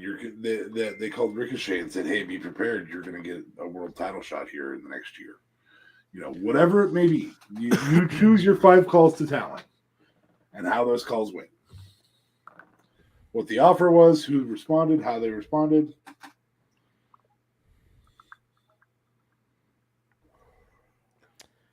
thinking for a second here. Do you want to go first, JLB? Well, I think first and foremost, they called Sasha Banks. I think that's a smart move. I think they called both Sasha Banks and Naomi. I think Triple H would want to get Jay back on good terms, or whoever the hell is married to Naomi back on good terms, and get everyone happy there. I think Triple H is going to try and make this a happier place again.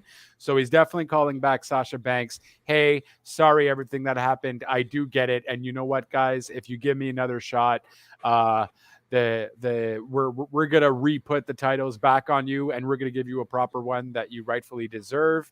And if you put your trust in me, I'll put my 100% trust in you. Nothing but transparency. Blah blah blah blah. So I see Trips definitely giving Sasha that call, because Trips is not a fucking idiot. Sasha Banks is money, and I think, yeah, Triple H is gonna. I know, but Sasha Banks in this case. Yeah, so that's my first one. I don't know if you ready for your first one, Smarks? No, I'm not ready. Give me a second. Okay. All right. I know JLB can just rattle these off, so I could rattle them off for sure. Bray Wyatt would be my next one. I think Trips. I don't know how the relationship was per se. I know him and Vince bumped heads, but Trips being Trips, I would think sees the creative mindset of Bray Wyatt and could easily be utilized. So you think these are both Trips calls? Calls to them by Trips. Calls to them by Trips. I also maybe see Bray Wyatt not necessarily coming back right away, but Trips asking him to be part of the creative part as one of his writers. If Bray doesn't necessarily want to come back right away, I think he'll give Bray that opportunity. Hey, if you want, I would like to see what your creative mind can do as part of the booking team. Whenever you feel ready and free to come back as a wrestler, I'll put you on that as well. And he'll kind of give him the opportunity, because I think with the creative mindset that Bray has, Trips will give him that option. But not necessarily maybe. I think he's going to give a lot of people creative opportunities there. So Bray, I don't know. I feel like it's almost going to be a creative booking call at first, at least. Do you have one yet? Just do yours, and we'll come to me. Okay. He puts genuine thought into stuff like this, and so you got to give him some room. Fine. What are you trying to say? I don't. You like to live off the cuff. I do like to live off the cuff. That's my motto. Live That's off why the you cuff. that's why you do TikToks fucking naked, which is fucking gross. First of all, you don't know I'm naked. Just because I have a towel over my head doesn't mean I'm naked, Just because your shoulders are bare, right? That means I and have you're no in a shirt on. bathroom. Yeah, so I can't have no shirt on in the bathroom. Just And saying. just I poop with my clothes on. I'm just saying, somebody once told me the world was gonna hold me. I ain't the sharpest tool in the shed. All right. Okay. Next up. Next up. I feel like Trips would feel out Gargano though. And certainly try to see where his head is at. Hey, you ready to come back? And give him the option to go to NXT or the main roster. I don't think it's going to be a big man show. Like, there will still be big men heavily involved, but it won't just be a big man fest in the world title picture. I don't think that's a thing. We've seen it work. Adam Cole could handle his own. Daniel Bryan could handle his own. Edge, who's not Who necessarily. was the first guy you were talking about? Good handle zone. You said Daniel Bryan, but who was before that? Adam Cole? Bebe. Okay, yeah. Bebe. Oh, Sorry, Mr. Bebe. Bebe. Excuse me. Sorry. Adam Cole Bebe could I handle was his really own. confused for a second. And I think he's gonna have a long discussion with Tommaso Ciampa. He's gonna be like, "Listen, bud, I'm gonna get you off of this Miz thing, or maybe I'll make you turn." I think he's already off the Miz thing. Is he? He was nowhere to be found on Raw. Ooh. When Yeah, Miz he was. getting his, was he? I don't remember him. Miz was getting his ass kicked, and Yeah, but Tommaso Ciampa came in afterwards. Not at the beginning of Raw, when Logan Paul had his show in the middle of it, whatever the fuck it's called, Impulsive TV or some shit. What's her face came out, and then he said, "Oh, Logan told her he has bigger balls than the Miz does, and she slapped him." Blah blah blah. And then I think Tommaso Ciampa came out. No, I'm almost certain. I don't remember Tommaso Ciampa. Maybe he did. Maybe I'm just I mean, it's again. It was still Raw, so I still kind of zoned out at times, but I don't remember seeing. Heck, even him putting up a thing with Tommaso Ciampa versus The Miz, and Tommaso Ciampa really coming out of his own and he's going to maybe start from there, because The Miz as your first opponent on the main roster, I think would be fucking fantastic for Tommaso Ciampa. I think it would help the fans get a new Ciampa and really be behind him. Because obviously you're not dealing with a lot of people from Raw fans who know Tommaso Ciampa from NXT necessarily. So I think maybe we might see a Tommaso Ciampa turn at SummerSlam and screw over The Miz, and thus creating a Miz Ciampa for a little bit, and Ciampa really getting a whole new character and not being an idiot, So getting the old school Tommaso in there. Who else? And I've mentioned it earlier.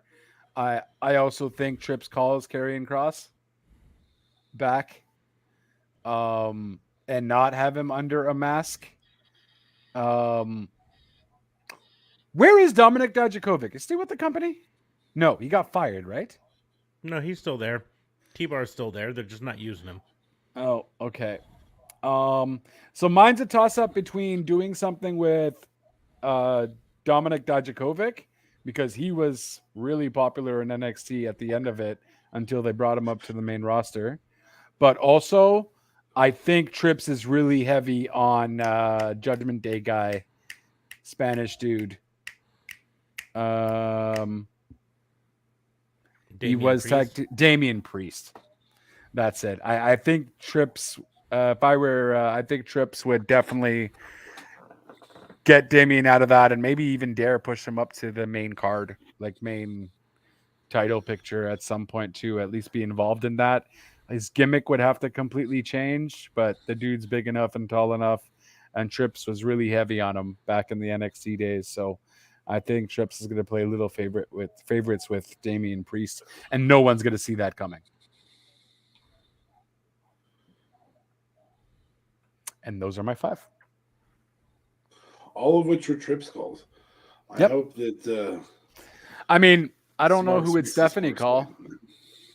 win. Oh, I have 2 names off the top of my head that Stephanie would call, but I'll wait for Smarks. So, one of the things I'm doing with my thoughts are, I'm making sure the calls that I'm potentially making are not currently signed with another company to a long-term contract. There's one of them I'm going to mention that is currently under a contract, so I think the call is going to be more of a standpoint of when does your contract up? We would like to talk when that's available. But the first, it's kind of a kind of a team. They have to kind of do them together. But that's Peyton Royce and Billy Kay. Ooh, Smart good play. call. Hold on one second. We got a person here tuning in from Bentley, Kansas. Where are you both from? Well, that's funny. There's 3 of us here. One of them's from Canada, so you can ignore him. Hey, But the 2 that are on your screen right now are both a lot closer to you than you probably expect. Bentley, Kansas. Where exactly is that in Kansas? Probably right next to Mercedes, Kansas. It was funnier in my head. Sorry. Let's see. Bentley, Kansas. It's Sedgwick County. Let's pull up a map here. Closest to you, then. So, waiting for my maps to load. So yeah, that's a little bit north of Wichita, I believe. Right. Yeah, a little bit north. Oh my God. Closest. And So- Trips makes a call to Jonathan Gresham, baby. He wants out of his contract. Trips is going to bank on some Gresham. So we're both located in Nebraska. DA Fabe's probably the closest to you, but I'm in Omaha area. So a little bit there. So yeah, you'd have to drive a little bit north to get to us, but you're way closer to us than our co-host. Oh, you went to a world-class pro wrestling in Wichita Sunday night. Who all was at that? I'm gonna pull that up because I want to see.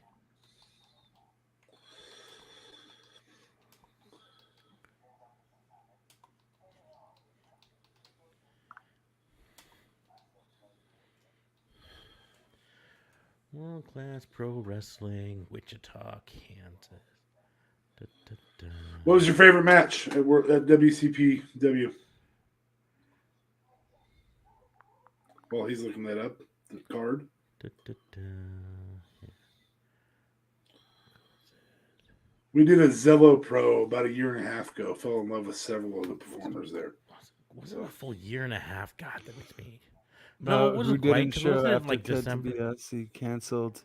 Ooh. Ooh. Oh, who did? Card subject to change, WWE style. Yep. So let's see here. And apparently According AEW to the style results now. here, you had Luke Langley defeat Eddie Martinez. Gideon Vane defeated Shotgun Dan Weber. Johnny Cove defeated Chris Vale. Aaron Helms defeated Ray Leone. Kyle Hawk defeated Coco.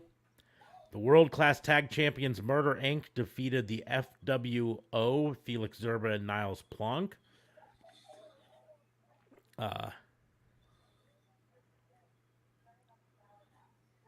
So is this I senior or was getting to junior? that. I'm assuming it's junior. But so, said apparently Ted DiBiase canceled Sunday night or before Sunday. COVID, probably health reasons, is what it said. There's a bunch of wrestlers like Jacob Fatu in the main. That's what I was about to get to That here. would have been great. But so you had Mika Madrid versus Miranda Gordy and Stormy Renee. Sammy Stackhouse defeated the boss, Jerry Bostic, with Nigel Rabbit to become the interim champions. And then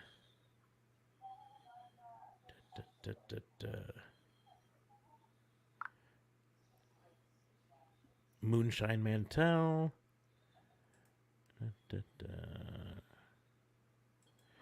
That's why he says Jacob Fatu, because his voice to text sucked. Moonshine Mantel. Yeah, Jacob Fatu is fucking awesome. So Yes. get a chance to see him. You said you went to this on Sunday, so that would have been the Wichita 24 one. So How cool. yeah. Oh, and it was advertised as Ted DiBiase Sr. Wow. And him, potential COVID issues at his age. We had a couple at our Zella Pro that didn't show up that we were hoping would be there. So Apparently, the understood. World Class Wrestling on the 21st, so Thursday, had Khan, one of my favorite up and comers in AEW, and Fuego del Sol wrestling. One of your That favorite one was future non-contractors in AEW. They had Tim Storm on that one too. That would have been a fun one to see. Anyways, Very cool. but yeah, very very cool. We are giant advocates of of the indies. We love when people get that. Yeah, if you get a chance to see an indie show, you should see it. So In fact, Dirt Road, go like us on Twitch. We'd love to talk to you more. So But so yeah, first of all, Or Facebook, because it was or on Facebook. Facebook. Yeah, but YouTube. Twitch, Sure. he can be in I the know. conversation a lot more, and he can see our other events that are exclusivist. like exclusive Twitch Content. exclusive. So Tell him Very saying, valid. JLB. Quit being a bitch. anyways, back to the challenge. Peyton Royce and Billy Kay would be my first calls. Kind of to DA Fabe's point of building up the women's division and potentially the tag division, women's tag division. So those would be the first two calls. In the same vein, I would be touching base with Deanna Prazo and saying, Yeah, hey, sounds like she's not too all happy in some of her places. So I don't blame you for that. and just saying, hey, listen, you've shown that you can be a Superstar? Is that the superstar. word you're looking for? a top of tier one, yeah. And so those would be the first like three calls. Who do you have calling those? Those would be Tripp's calls. Trips calls? You know, the simple fact is Tripp being head of creative, And talent relations. yeah, and talent relations. He's gonna be the one kind of making these calls. Now, yeah, I'm sure there's gonna be like Braun Strowman. Hey, Trips, you know, you want to give me a shot? EC3 maybe. I think EC3's kind of made his bed with the control your narrative, and I don't think he's going to. And yes, I do think Killer Cross, but I think he only comes back if he's allowed to be Killer Cross. I don't think he's gonna come back. Okay, I think there's two things. A, he says I'm gonna be Killer Cross, and B, you gotta sign Scarlett, because reportedly that was the thing that stopped him from signing with AEW, was that they didn't want to sign Scarlett. And I understand Scarlett's kind of unproven long term in wrestling, right? She had a short run in TNA, or in Impact, I guess it would be called. But she really didn't do a ton of wrestling. She was the Smoke Show, and she came out and she was hot, and then. Well, I think she kept Killer Cross level though. Like after Killer Cross, she left Killer Cross, It was kind of, now maybe that was just the booking and all that, but I find Yes, they that was worked booking. really well together. Kind of thing. It just worked with his gimmick too, I feel. Yeah, no, it works really good with his gimmick and everything. But I want to point out that when Killer Cross was in Impact and running the show there, he was not paired with Scarlett, and it was worked just fine, right? But they booked him specifically around her, and then like literally booked the storyline that he couldn't win without her. Right.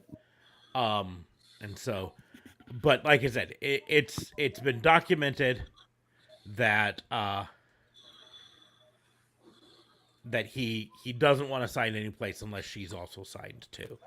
And I don't know if WWE has a desire to have her there because again, she's unproven. Another person that I would call, and I know Faye will agree with me on this. If I were Trips, because Trips was involved in a major storyline with this guy, and we both think that he has the potential to go a long way. Samuel Shaw, aka Dexter Loomis. Hell yes. Hell yes. Hell yes. 1000% yes. And so much specifically potential. Oh my bringing God. him back as that character, right? You know, With Indy Hartwell and the love story and everything. yeah. I'm sorry. Really? Mrs. You like the Loomis. wedding thing? I love Wasn't everything overly Dexter Loomis crazy, yeah. did. Everything Dexter Loomis did was good. It was gold in my mind. Can Cameron Grimes also please go back to the main to go up to the main roster? I think that guy is. No, also I think that's part of what you have to feature down in NXT. There has to be staples in NXT. Yeah, you But have so- Toxic Attraction. And then You have Ron Breaker. my Ron fifth Breaker. call, I don't fucking remember his my name. fifth call that Trips is gonna make.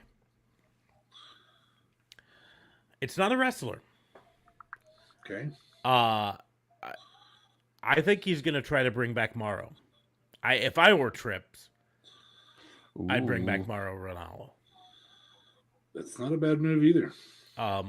I think that one of the problems that I think Trips understands with the main roster announcement team is that they're kind of boilerplate. They're kind of white bread. You know what I mean? Boring. They don't have like a personality there. Now SmackDown, Pat McAfee works really good with Corey Graves. well, he's mostly Wow. with Michael Cole. Sorry. Michael Cole, right? Thank you. And works really good there, right? But more raw, right? And this is nothing against Jimmy Smith. I think is that the guy who's there now, or is that the guy Yes. before the guy who's there now? I always forget which one. Yeah, but he's so generic. He has no personality. That's why no one fucking remembers him. That's kind of my thing. Is Yeah. he's just there, you know. And I mean, don't get me. I mean, he's fine. He doesn't do a bad job. He just doesn't do like a job that makes me go, "Oh yeah, him. He's the one." He's no Mauro Ranallo. That's what you're He's no saying. Mauro, no. I could see Nigel McGuinness getting called up to main roster again because I do think he's a Trips guy, but he's currently on NXT UK. So it's not like you'd be bringing him in from someplace else. He's just there. But yeah, I think it's Jimmy Smith. Yeah, I think it is Jimmy Smith. That does sound I familiar. can't remember. Jimmy Smith was one of them, and then yeah, Jimmy Smith's the current one because I couldn't remember. There was another guy who was there for like 2 weeks or 3 weeks and then left, and then Jimmy Smith was hired to replace him. Again, I don't dislike Jimmy Smith. He's just kind of there, like, and I think they need something to spice up, you know, the commentary. Make it exciting. Make people go, whoa. Whoa. Whoa. Or as Joey Lawrence would say, whoa. Whoa. Whoa. I can't believe I just made a Joey Lawrence reference. You I did. apologize for that. Don't apologize for shit. You are how old you are. You're a product of your generation. I apologize for that then still. So the Stephanie calls that I was referring to, I think that there were three. That were at minimum of three. I think The Rock was called. I think Stone Cold was called, and I think Mark Calloway was called to do something to put this to bed, so that it's not a WWE talking line that Vince is gone. I think that there's a promos cut by those three in the coming months. About this being a new era. And they're out with the old. I think that's the phone calls that are made. It might be that the phone calls that were made to say, hey, we're going to honor Vince. I don't know. But I think that they're going to try and put this to bed and not have it talked about anymore. There was another call that I was going to mention that I think gets made. I don't know how productive it's going to be, but I think that's to Ric Flair. Because I do think they're going to try to repair the relationship with Ric Flair. He's having his air quotes last match ever. But I also think there's an ulterior motive behind it. Actually, kind of two ulterior motives. Andrade? One, keep Charlotte Flair happy. Because Trips has a connection with Charlotte Flair through NXT. And a big connection with Rick. Evolution. And also Andrade. Now, Andrade's currently under AEW contract, but we don't know the details of it. We don't know how long it is, and we don't know how happy he is. And it could be one of those situations where he is less than happy and is willing to take whatever hit he has to potentially go back and be back on tour with his wife, Yeah, so that's a possibility. But that's a and wild to card feel situation. that out without having to call Andrade and be underhanded about it. Yeah, exactly. That's not an unwise decision. But because the last thing you want is they're looking to get our guys to be all over the media coverage of it. Well, and then allegations of contract tampering. Yeah. Come in and that can be messy. But if it's the occasional, babe, you could come work with me again. That doesn't sound so bad. So I don't blame you there. But like I said, the first ones that I had were all about rebuilding the women's division. Those are the main calls. Well, we've said it before, and I'll say it again. The women's division at one point in WWE was the best division in professional wrestling. Right now, it's AEW's tag team division. That is and hands then they down decided not to do an Evolution 2, which I think might come back now. I think there's a chance of it. I think it would be foolish not to. Yeah. It's just probably won't come back this year. Maybe they not. Probably have the rest of the year already booked out, but next year. I just don't know that you can continue to live in the 90s again. We've said it before and we'll say it again. So, JLB. Your turn. Sir. Oh, boy. So, mine is going to be SummerSlam related. Because, hey, guess what's this week, guys? SummerSlam.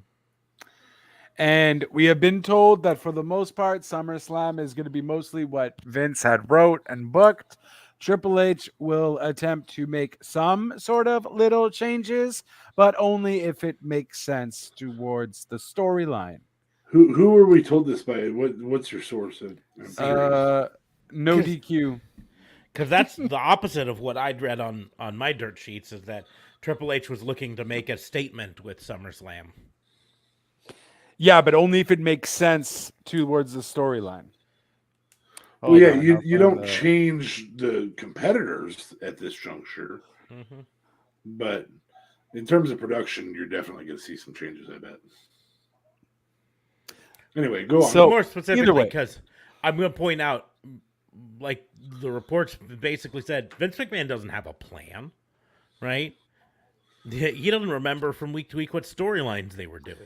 And Oh so- man, I would kill for one of those live action mic things to come out of Vince talking to the commentary team. Because the stuff that they had mentioned about that, Vince doesn't know what he's saying, doesn't know people's names, says the wrong things. Everything that he writes usually has to be filtered and filtered and filtered. Like, I would die for some of that shit to come out. Like, oh my God. And we all know what to expect. That can be But- arranged. yeah, we can make that death part happen. Well, I mean, but you have to give me the stuff first. I just can't die like that. Oh, you didn't say first. You said for it to come out. You get Yeah. to die not knowing. Yeah, you get to Oh. die Yeah. so that it comes out. Oh, no, I'm good then. I'm good.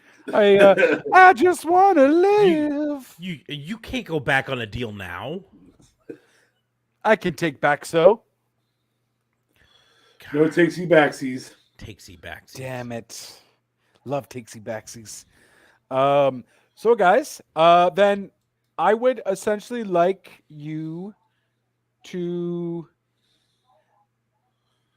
basically, If you make me book SummerSlam, I'm gonna smack you. well, I was more gonna say book the changes that Trips would do during SummerSlam. So not necessarily rebook SummerSlam entirely, just of what changes Trips would actually do for the show.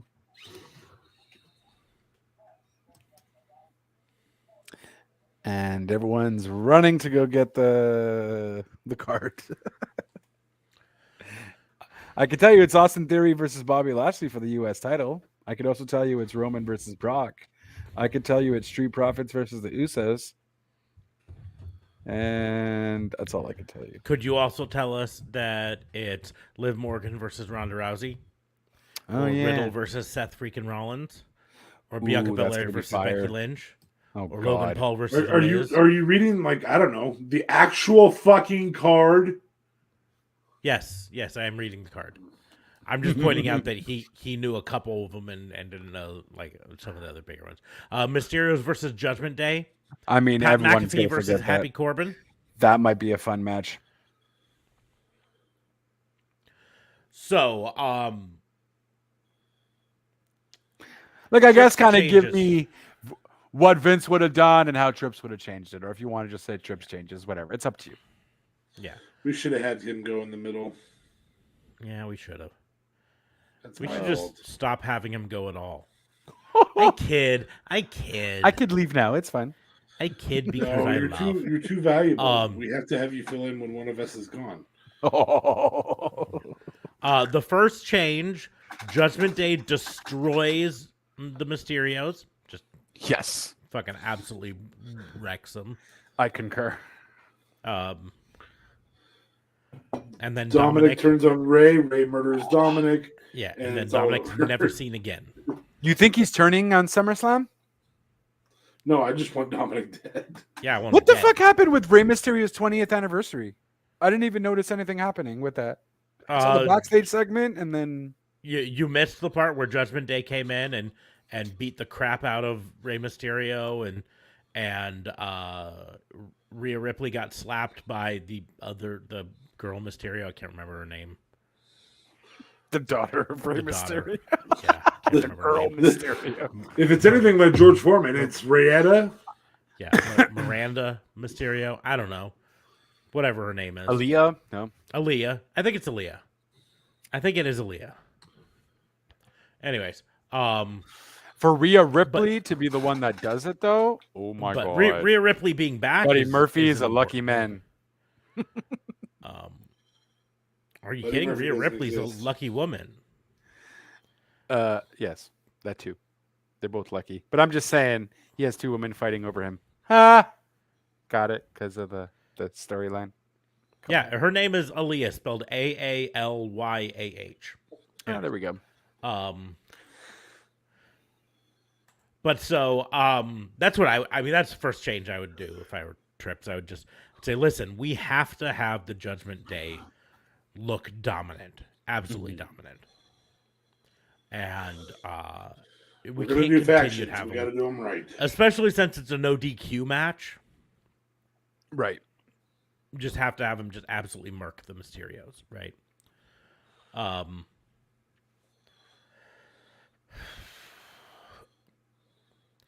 don't know if I'd change, like if I'd come up with a storyline reason that Bianca Belair faces off against someone other than Becky Lynch, or if I'd just allow Bianca Belair to have a real solid win over Becky Lynch to end the whole storyline.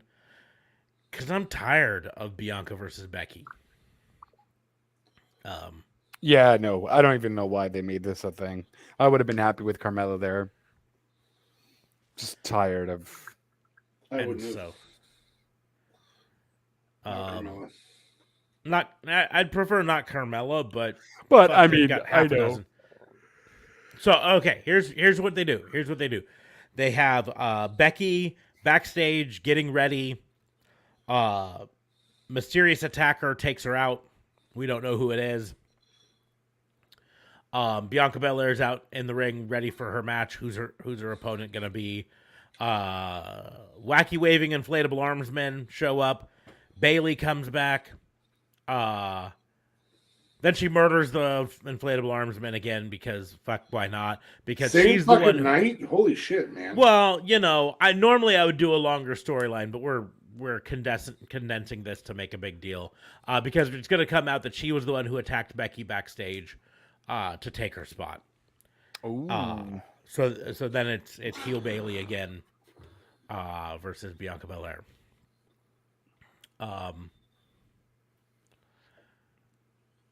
Liv Morgan gets a solid, convincing win over Ronda Rousey. Yeah. Because we have to establish Liv Morgan as a serious champion, not just a gimmick. It's tough, like Bobby Lashley versus Theory. I really want Bobby Lashley to get the win because we've got to start establishing him again as a dominant. But if you're trying to build up Theory, I mean, he got the fuck beat out of him for the entire first hour of Raw this week. If you want him to, if he's going to be your next star, if he's the next John, then you just can't have him just absolutely murked. Well, I mean, you have for a also the weekend. whole Dolph Ziggler thing too, right? So it's very possible that Lashley will beat him if they still continue on with that. No, I mean, I agree. I just they have to walk this line. They just can't have him. Like I said, just can't have him fucking murked. You know what I mean? He's got to at least look solid against Bobby Lashley.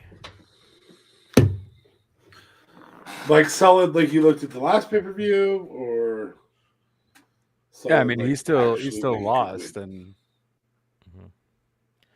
I just don't know if you're building him up to be your next champion and potentially cash in later in that night. Do you have him look so weak against Bobby Lashley again? I don't know. I'm torn on that one. I don't know how I would do on that one. And then I would have Roman Reigns, if I were Trips, I would have Roman Reigns convincingly beat Brock Lesnar. Convincingly. yeah, I'd agree with I that. don't think it's going to happen, but that's what I would do. Unless Trips pulls a fast one on Brock and like, yeah, go out there. It's okay. You're gonna win. You're gonna win. Roman fucking pin him down and knock him the fuck out. He's not coming back. You know, if it were But it's almost Brock. I any don't know other how you would person do in WWE, maybe, but I don't think Roman could legitimately take Brock out. You know what I mean? It's a legit Superman punch. He legit Superman punches him with the I hardest. think he would can. have to legit be Superman to take Brock Lesnar out with a surprise punch. Brock Lesnar is legitimately the Yeah, I know, I was toughest gonna say. ever wrestler, for WWE or professional wrestler. Legitimately. Yeah, I mean, Bobby Lashley's pretty darn close. Yes, Uh, and so was Kurt Angle. Yeah, if there were 3 people in the WWE right now that I would not fuck with. Now, don't get me wrong. Every single You one of them actually could said this beat on the last shit out of me. podcast he wasn't on. Yeah. Every single one of these people could beat the shit out of me. But my top 3 don't fuck with would be Bobby Lashley, Riddle, and fucking Brock Lesnar. Because those guys would absolutely murk me. Oh, all MMA backgrounds, yeah. Yes, And Ronda Rousey on they're top of that. And legitimately Shayna. trained at it. But All right. So if I'm changing the roster or changing the card, Logan Paul versus The Miz. I know they're gonna fucking have Logan Paul win, For sure. and I am gonna squash him if it's me, and I'm gonna just fucking dude. I don't think Trips would squash him though. I think he's a squash artist. I think that's what you do. You bring him back to fucking get his ass handed to it. You already signed a fucking contract like fucking dumbasses. That's true. Riddle versus Rollins. This would be the one I would have actually be Riddle's coming out party. This sets up when Seth has the title, not if Seth has the title. When Seth has the title in the next 6 months. That's when you have Riddle come into that main card. Again, I think they need 6 to 8, maybe even 10 really, really, really viable world champions to push their product to the top. And I know that WWE likes this long run bullshit, but this long run bullshit does not elevate the title. The thing that elevates the title is there's so many people that are so good that they have to exchange it on occasion. That Mick Foley wins some Monday night, if you know what I'm saying. So I think that elevates both of them. So I'm going to put Riddle beating Seth. And I don't know if Randy's ready to come back, but if he is, that's when I have him come back and celebrate, and then RKO Seth for fun too. Bianca and Becky. Oh shit. I just think Becky elevates the entirety of the division so fucking much. It's like she's gotten better. Like so much better. Her mic work as a heel is just phenomenal. I think you have to have her trying to be in the title picture at all times. But I have to agree with Smarks that she doesn't need to be challenging for the title at all times. And so I just so much good that Becky can do for that women's division. So I think what we want is Bianca's best match ever. I think we want a match that where the likes of Becky Sasha or of Bianca Sasha from WrestleMania, that level quality match. I do think we want a decisive win. I don't think we want a question mark. I don't think we want to roll up. In fact, I don't want to roll up anywhere on this fucking card. That's where Trips makes his mark. That's number one thing Trips makes his mark with. Stop doing fucking roll-ups. Or no disqualifications or like fucking... Not that they can't finishes. be done, but god damn it, that needs to be a surprise, not a fucking, oh, well, there's another cliche. So I have Bianca handedly win, but in a high quality match. Very high quality match. And I have Becky's done a great job of wearing more and more outlandish attire. That it's like the fucking Miz in female version. Yeah, just fucking see how crazy you can get. Have her come out in a sleeveless hoodie trench coat. What in the fuck is that? Have Bianca grab a mic and be like, "Did you steal the Miz's clothes?" Be hilarious. Anyway, Pat McAfee and Happy Corbin. Pat McAfee's 1-1 in wrestling with a loss to Vince. Unless he's going to become a wrestling performer all the time. Well, he beat Theory though, so he's not 1-1. 1 win over Theory, 1 loss to Vince. But 1 win. Oh no, well, 2 losses. He lost against Adam Cole too, right? Well, that was NXT. I'm not counting Okay. NXT. That's fair. Okay. So We don't count NXT win losses because they don't count NXT win losses. That's fair. So I think Happy Corbin has to win here. I think he's the viable contender. I think it devalues, not that Pat McAfee isn't great, but I think it devalues your wrestlers when they lose to a guy who only wrestles twice a year. Right. So I think Corbin has to win here. Sorry, did I say McAfee?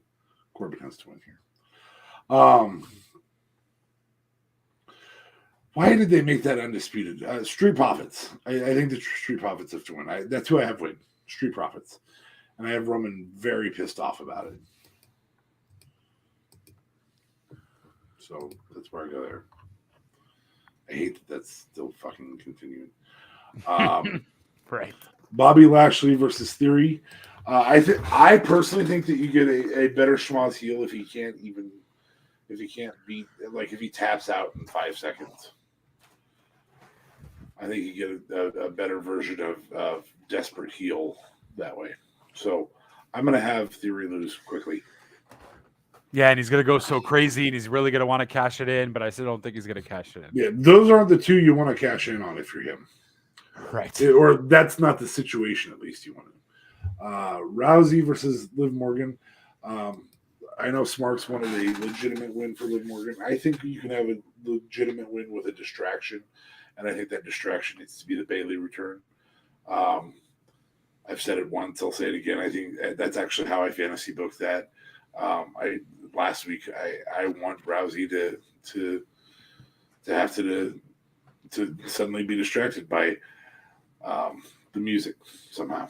I also think if you're going to bring back Sasha, having her come back this week with Bayley at the same time would be like huge double pop. This is straight up Bryan Danielson and Adam Cole Bebe showing up on the same fucking episode, man. That's exactly where I do that. If you can pull her, getting her back. Yeah, that quick. I don't Brock Roman. This is a contingency on whether Roman or Brock wants to come back, wants to stay with him. Right. Again, both of those title matches are undisputed, and I hate that. Is it though? They win both? That's they the win way both they've been titles? advertised is that for the undisputed WWE Universal Championship and the undisputed WWE Tag Team Championships. So that's a quick change that I forgot to say I would make if I were tripped. I'd fucking get rid of Jeff Jarrett as the special guest referee. Fuck off with that shit. They could easily do that too. They could just put like a regular ref there and no one would notice. I really want Brock to win if it's a one title match. Like that, I think that's how I want to see that go. I want to see Brock get the win and fucking Paul Heyman politic live on Monday night for Roman to still be the SmackDown champion. So how the contract was written, all that type of stuff. And so Roman's still the SmackDown champion, still building that term. And then you got Brock there to get beat up by Bobby Lashley at some point to start building these other guys on Raw on a separate fucking product line. That's what I do. That's fair. Yeah, they got to split it up like ASAP. They really have to split up this fucking. It's been what, 6 months, 7? How long has? 6 That's months. the question. Like 4 months, maybe. I think 6 months is a bit too long. Not since January. Well, we're already 8 months in. Not since February. I think it was definitely after Mania. So it was probably May. May. It's like 2 months, 3 months.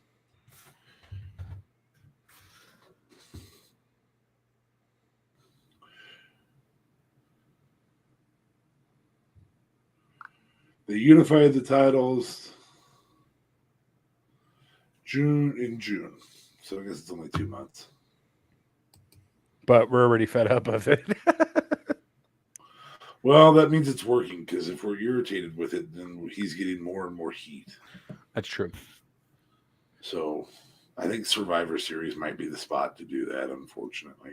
Fuck me. At least you're civil with your response and you realize, like, oh, yeah, you know what? But it is attracting good heat. Spoken like a true booker there, Fabe. Spoken like a true booker. Ugh. So that's my booking. Ready, Smarks? Oh, you didn't see. I didn't see, You but didn't see. I'm looking now. Okay. Can you tell who it is yet? It's a women's wrestler. I see 2 heads. Is it Anna Jay? It is Hannah J. Whoop, whoop. Signed. Not actually signed, just printed on there signed. It's not a real signature. It's on all of them. But that works great. You have Johnny Hungy and Anna Jay. You know, that's a good pairing. Good Dark Order starting to happen. No, Anna Jay is no longer part of the Dark Order. Oh, that's true. Well, they haven't officially made her not a part of it yet, but she is a heel now. So, but on being the Elite, there was actually a whole sketch about her not showing up to the Dark Order meeting. They were having a special birthday party for both Anna Jay and Evil Uno, and Anna didn't show up. So, she's not officially out of the Dark Order, like, at least according to them. Well, these are both from the Series 3 Unmatched Collection, which is Stu Grayson, Evil Uno, Mr. Brody Lee, and Anna Jay. They were obviously sold out of Brody Lee. I did not see Evil Uno, nor did I care to own Evil Uno. I have Brody Lee right back there. Oh, you son of a bitch. Did you get the whole series? Right under the O in Bootios, right there. I I don't have Stu Grayson or Evil Uno. I had no desire to get. And I don't have Anna Jay either. Oh. She's one I've debated on getting, but just at the moment. I chose to get her. I was like, I'm going to get 2 of them, and that's the one I'm going to get. So, to answer your question, Dirt Road, DA Fabe is just getting started on collecting figures at all. What does this put you up to? 3 now? 4 figures. 4. I have the exclusive Walmart Cody Rhodes. Oh, yep, that's right. I forgot the Cody Rhodes. I have Sting. I have Anna Jay, and I have Johnny Hungy. My next one will probably, in all likelihood, be a WWE one, and it will probably be one of the Stretch Armstrong ones. As for me, I mostly collect AEW, but I wouldn't even necessarily say I collect. I buy, and then I open them up and I put them on display. This is a sweet upper deck. All Elite Wrestling Magazine. Dirty win for the cleaner. Kenny Omega steals the title. It's a good This one. is referencing non-AEW era Kenny Omega. Very cool. Nice. That's a great card to get. Next one. Oh my God, this is a great set of cards. Ortiz. Nice. And Matt Jackson. Hey, nice. It's a great set. Much better than the other set of cards. If I could find actual like full packs of the AEW cards, you better believe I'd be getting those. I have I'll kind of point back there. Hikaru Shida, Santana, Ty Conti, Sammy Guevara, Orange Cassidy, I'll mute myself. while Britt I'm getting Baker, Darby Allin, Kenny Omega, Cody Rhodes, Sting, and then in the ring is my older figure, mostly my older figures. I've got Brody Lee and I've got Johnny Hungy in there, but there's also the ring itself is an old WWE product, and I have Jeff Hardy, Lita, and right there is Edge. And then I've got a Booker T right there. I also With Cody. plan on mailing 2 of those hands to JLB. Those are Anna J's hands, but do you use Those are them Anna how J's you hands? need to? Oh, there you go. Are you The sure right that size and everything. Are you sure that this one is small enough for him? The motion on Anna J is a little more complete than it is on Johnny Hungy. So we've got torso, obviously, in this one. Yeah. Full arm motion with hands, elbows, shoulders, and rotator cuff, which is really cool. Oh, sounds like a good time. There is dual motion on the torso. So you've got upper torso and lower torso. Oh, okay. The hair is actually very flexible, so it's actually got some movement around those body parts. The smile, Nice. and then the non-smile, of course, which is always the standard on these. You ever notice that? Yeah. Smile. Same thing with the Hungy. Yep, I had to switch it with Johnny Hungy. I'm going to leave her pissed off as Anna J. He's a We've hero, got girl. ankle motion again, still with these. The knee motion is more limited because her pads are larger for some reason than Johnny Hungy's were. Well, and they make the actual pads separate. It's not molded into the knee. Yes, And so it does constrict it a little bit. There is also thigh movement, which I will show the backside, and you guys will. I'm impressed with the look of a butt being a butt, which I have to admit. But if you'll notice, the lines move because the thigh can actually rotate as well, which is different than Sting or Johnny Hungy could do.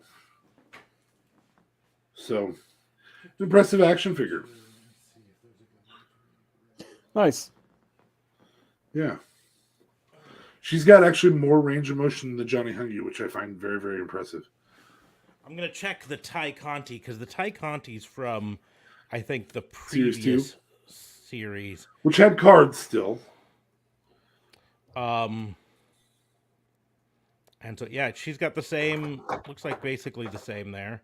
So the women have rotating thighs, whereas the men don't. The interesting thing is not just, because you mentioned a bunch of the things, but the range of motion for the head is also really good. Well, I showed that the other day with Johnny Hungy when I replaced his because head. it is a full pivot head with forward and backward tilt, no sideways tilt though. Pivot out of that pivot ball on, which is pretty impressive. So I will have to put them up in my shelves. Ty Conti, I put her sort of smiley face on there. If you'd like to swap Ty for Anna a couple weekends or something, bud.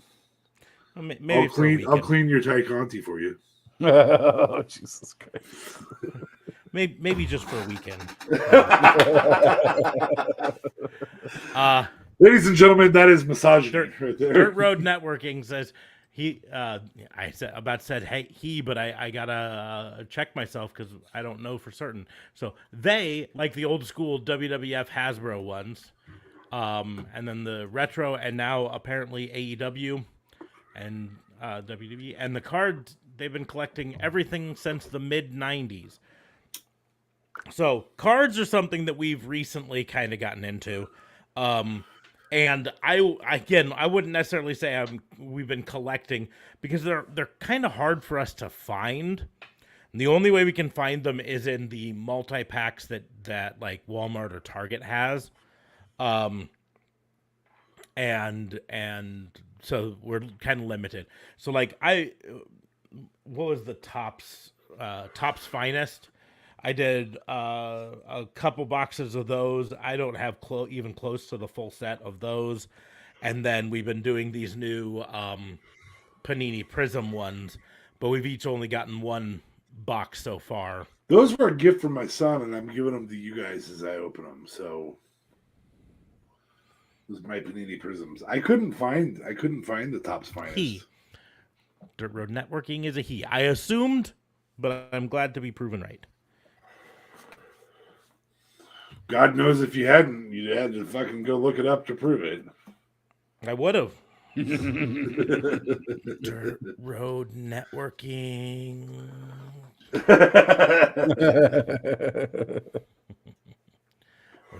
We've first gone to YouTube. His YouTube. Check out I his find it videos. odd that Jason Aldean is chilling on him, though. Chilling on a dirt road. But so yeah, I've had one box of the Paninis, and just to show like the specials that I got the green Io Shirai. I'll trade you my green for your green. Nope. Yeah. That's a no. I got the prismatic silver I Aaliyah. don't think I have a prismatic yet. But I'm only 2 out of 7 packs in, so I'm gonna say if your thing is anything like mine, you're gonna have basically one of each of these. So you got a green and you got a fearless so far, right? Yep. And so I'll show you the fearless that I got was Sasha Banks. I'd even swap you my Randy Orton for Sasha Banks. Mm-hmm. I will bet that one of your packs will have one of the gold, which I got the Triple H gold prism. Are those always title winners? I believe that's what the thing of the golds are, is that they're about when they were champion. I got one of the prismatic entrances.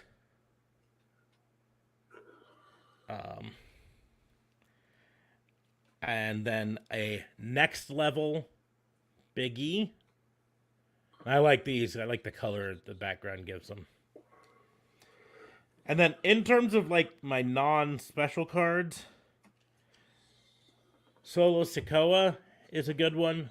Rookie card for him will be nice in the long run. A card for Cesaro might be worth something now that eventually now that he's not with WWE anymore. And he's the ROH champion. The Ring of Honor champion, yes. I don't know if it's going to be worth anything, no longer with the company, but I got myself a Dexter Lumis, and that's always cool. I love Dexter Lumis. Creepy little bastard. I enjoy Casey Catanzaro, so I'm happy to have one of her. Beating up on Gigi in that picture. Yeah. A base level Bret the Hitman Hart. God, I hope that's my gold. You'll be so jealous. JLB will will buy me another box to get that. Yep. I'll buy a case of boxes to get that. I think I'm gonna instead of buying WWE stock, I think I'm gonna go to Walmart tomorrow and check what they have. A base level Bianca Belair. A base level Paul Heyman. Amen. And then just to make JLB jealous, a base level Tozawa. Hey, that's someone. And I'm pretty sure he's about to get slammed by T-Bar. Oh, fuck. Oh, fuck. Oh, fuck. Yes. Yes. Yes. It's So not as if let's... it's a fucking question, man. Yeah. It's not a question. You gotta put some stank on it. You gotta put some stank on it. I've watched that particular yes. skit so many times. Today I actually got to watch the Dicks come visit. I need a dick. I still think one of my favorite scenes from that so far has been when he decides he's like, oh fuck it, your sister's hot, and runs off. And runs off. It's probably the second best squirrely dancing. The very best squirrely dancing is still the.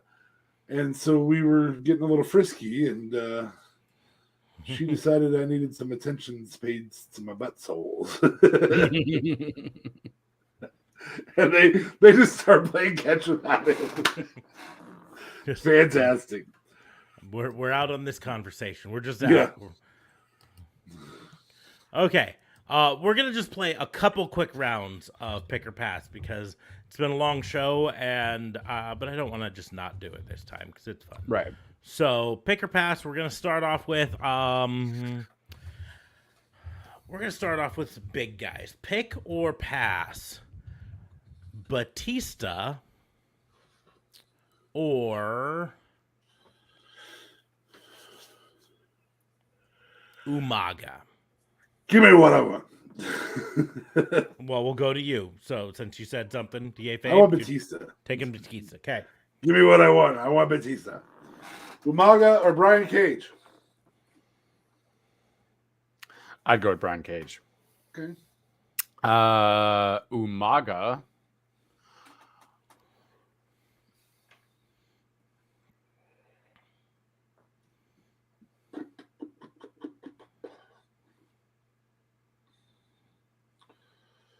And we're out of time. Or folks. Vader. Vader. Ooh, Vader. Oh, That's a... fucking Vader. All day, air day. Umaga or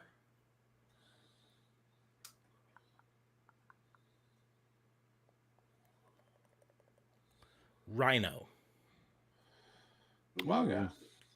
Wow. I'm not a fan of Rhino. Okay, that's fair. Love his ECW stuff though. Yeah. I'm not a fan of Rhino. You're gonna hurt your neck doing shit like that, man. Ooh. Rhino. It's not Oh. safe. Don't lead with the head. Anyway, Rhino, and since you said love his ECW stuff, I'm gonna actually put a title on the other person because Rhino's had an ECW title. And I'm gonna go with Rhino or Moose. Moose. Yeah. Yeah. Fucking talk shit still, bud. Well, I mean, fuck, it's Moose though. I mean, god damn it. What the fuck? They're gonna give me like an ECW champion while Rhino was there. Like so Rhino or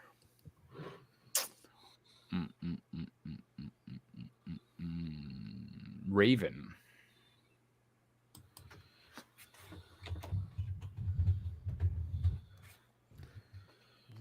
Raven. Nobody's better than. Oh wait, no, that was his side. Nobody's better than Can You Raven? Can you Raven? Can That You would have been a Raven? great tag team name for him. Can You Raven? So Quote the Can You Raven, nevermore. even though I know where this one's gonna go, Rhino or Rob Van Dam. Just because I don't know if we pulled out Rob Van Dam. RVD. We haven't in a hot minute. Yeah, I think we all knew that was going to go RVD. Rhino or another Spear Goldberg. Rhino. I'm sorry. I'm going to get better quality matches. Hey, I might get a better pop. We got back to main television shows champions, so I'm okay with that. And Goldberg, So- 1998. That's a tough beat, man. That was really Yeah. entertaining wrestling. So WCW 1998 Goldberg or WCW 1998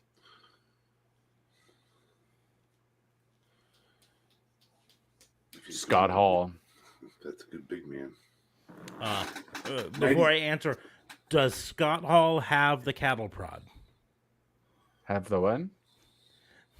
It was a joke. Cattle prod. It was in 97 that he used the cattle prod. Yeah, it was 90s. But I'm still saying 98 Scott Hall's a bad choice, man. That's an easy beat. Why is that? Why? But isn't that when? That's Oh rehab. Scott Hall, no! but Is that no? Really? I feel Yeah. like that was still. Yeah, it's Oh. walking out to the ring with the booze. Scott Hall era, Oh fuck. I Okay, think. fine. But that's fine. No, we're gonna go with it. Because it'll get Goldberg off, and then I can say any era Scott Hall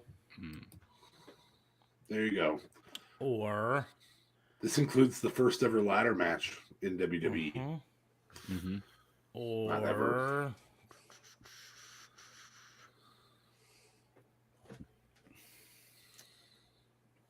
Big Papa Pump. That means I'm eliminating the Steiner brothers. No, you're not. You're just Big Papa Pump or any era Scott Steiner. Just Big Papa Pump era. Oh, come on, bro. Steiner. That's fucking It's easy Scott peasy. Hall. Yeah.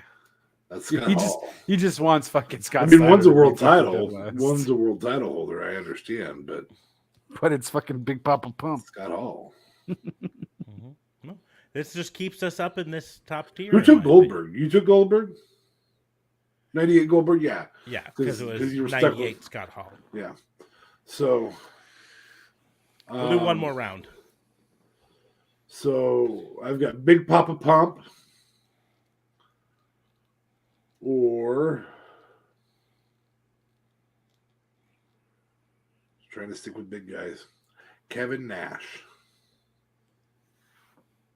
Any era? Any area for both. Any era for Scott Steiner too. Oh, I'm okay. opening up the rest of Scott Okay. Steiner, and I'm opening up all of Kevin Nash. So, if Okay. you're a fan of 1995 Diesel, which as much heat as I'll take for this, I am. I am. I'm absolutely a fan of the first era of. I'm a fan of his theme song, but you know.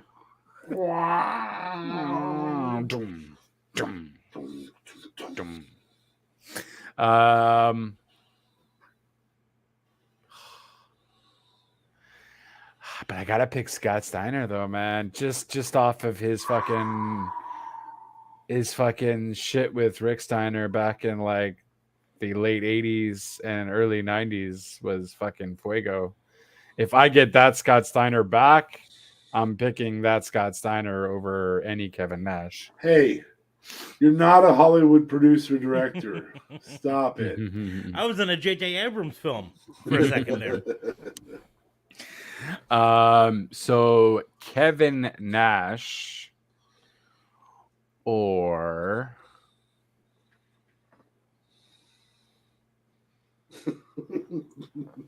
I feel like we should just end it as Warrior just to make it happen again. No, don't do that. Don't do that. I just Kevin Nash or Braun Strowman. It's Kevin Nash, man. Jeez. Yeah, I don't Yeah, I know. think Maybe that's what I'm because saying, I don't know. That was thought it maybe might have been a tad bit challenging, just a tad. No, it would have been way more funny if you would have ended with Warriors. How would it have been had he said Kane or Glenn Jacobs specifically? Glenn Jacobs So specifically. that way you get Faith Diesel, you get Dr. Isaac Yankem, you get Kane, and you get Diesel, Kevin Nash, and Oz. And Yeah, I personally probably would have still Vinny chose Vegas. Kevin Nash. You know me, I'm not a huge Kane guy, so it would be interesting to have worse characters, of like Isaac Yankem / Faith Diesel, Like you have to pick your worst Oz. Federation team. Oz and Vinny Vegas. Like those are the only errors you get of those two, and you have to pick. That would be a tough call. it would I be still nice. think I take. I think I'd I'd pick a Vinny bullet. Vegas. I think I'd pick Huh? a bullet. Pick a bullet. I don't know. Isaac Yankem. Okay, yeah, we'll just stop. Just bang bang, he shot me down. Bang bang. Sorry. Hey, Oh, okay, so we're talking about Cactus Jack man. again. Nice shot. That's what it would have been more like. Shot through the heart, and you're to blame. Everyone darling. knows you aim for the brain pan, not the heart. The heart's too easy to miss. I got You seem dark. to get it every single time. I got Sing dark. it. I apologize. I don't know what I was supposed to sing. I'm sorry. Anything by Bon Jovi? I was doing Rockstar Spud. Oh, yeah. fuck. Whoa, we're halfway there. Whoa, Living on a prayer. take my hand, we'll make it, I swear. Spud's the best. Leave it up. Do you think Triple H tries to get him back? I mean, I think he's technically working as a producer. I think, I even liked him in his AOP management role until he had to pee his pants. He's so good in all of his roles, but I really wish WWE would give him a fucking shot as an actual like character, as a Rockstar Spud.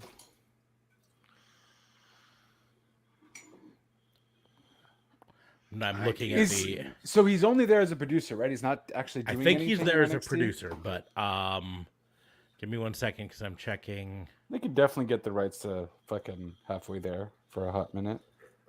I'm just trying to see if I. He's not showing on the Wikipedia page as a producer.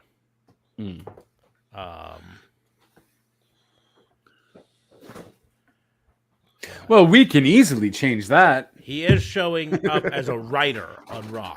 He's there as a writer for Raw. Oh, so Trips is working with him. But I would love to see him given another shot on air. Anyways, 2.5 hour long podcast. He could carry. It's a total eclipse of the heart. Sorry, He could carry a 205 Live resurgence. Mm-hmm. he definitely could. That's for sure. Or what's it called? NXT Next Level now. Oh, that's what I was wondering. That's probably. Ugh. I only watched that first episode and I was like, I'm done. I'm good. Whoa, we're halfway there. No, we're fucking done. Let's end this, guys. Who are Bruce Pritchard is a writer for Raw and SmackDown. For now. Drake Maverick, a writer for Raw. For Ed Koski, don't know who he is, lead writer for SmackDown. George Carroll, don't know who he is, writer for It's my NXT. cousin. Put in a call, man. Hook us up. Look at that. Johnny Russo, maybe no relation to Russo. I don't know. Well, according to Russo, Vince McMahon is still pulling the strings. Jonathan Bakestorm, don't know him. Michael Hayes is vice president of creative writing and booking. That makes me sad. Why? Shawn Michaels, Because you vice just shouldn't president be of there? talent development. Yeah, I think it's time for Michael P.S. Hayes to fucking Pull a Vince McMahon and Yes, retire. yeah. Anyways, but this has been a 2.5 hour long podcast, and I'm spiraling. So it is time for us to close the book on the Fantasy Booking Institute. If you joined us for the live stream, thank you all. Ambrosia, Dirt Road, Caleb. We have Caleb, yeah. We had some good people on here, so that's great. But we'd love to see more. So join us. Best place to join us is Twitch. You can twitch.tv/Raw and Order WBU. You can join us there. You'll also be able to join in the chat, catch our exclusive Twitch exclusive streams that we do for after hours, all that stuff on Twitch. Otherwise, you can continue to watch us or listen to us wherever you do. We're still doing the audio version of this, at least for the time being. But make sure to like, share, and subscribe, and follow us on all of the platforms. That's the best way to make sure you get all of our show. You can support us by going to Patreon and signing up there. It's just $3 a month to help us out there. Or you can head on over to our merch store. Link is in the doobly-doos for things like the Pissant podcast, the Seth Franklin Rollins shirt. Dirt Road, I'm going to point to right behind me and behind D.A. Fabe, the green shirt you see in the background. That is a autograph shirt designed for you to take to live events where you've got meet and greets to get signatures on it. This one specifically we had printed in green because It's a Zello Pro. it's at Zello Pro, and Zello Pro green is their color. But it's got spot for, what do we have? 16 spots plus room for extra, I believe it is. Yep. And so all sorts of room for them to sign. The wrestlers love signing on this, and it makes a great autograph memorabilia. Hang up, Unique it's shirt. totally unique for you. And so that's something on our spread shop, on our merch store. You can head on over there if you're interested in that. It's a great way to get some autographs. All that stuff. But there's all sorts of other stuff, including the best, worst, and okayest pay-per-view of the year shirts, the generic ass podcast merch, the Pissant podcast, or the link is in the doobly-doos, or all that stuff. You can head on over there and check it out. And that's a great way to support us. But sharing this podcast with your friends and family is the best way, and it's absolutely free. But on that note, we are going to go ahead and close the book on the Fantasy Booking Institute. Thank you all for listening. I'll see you soon. There's the doobly-doos. Oh, yeah. Right there. JLB 420 on Twitter. Real Talk Radio is the band. Real Yep, Talk there Radio. you go. There we go.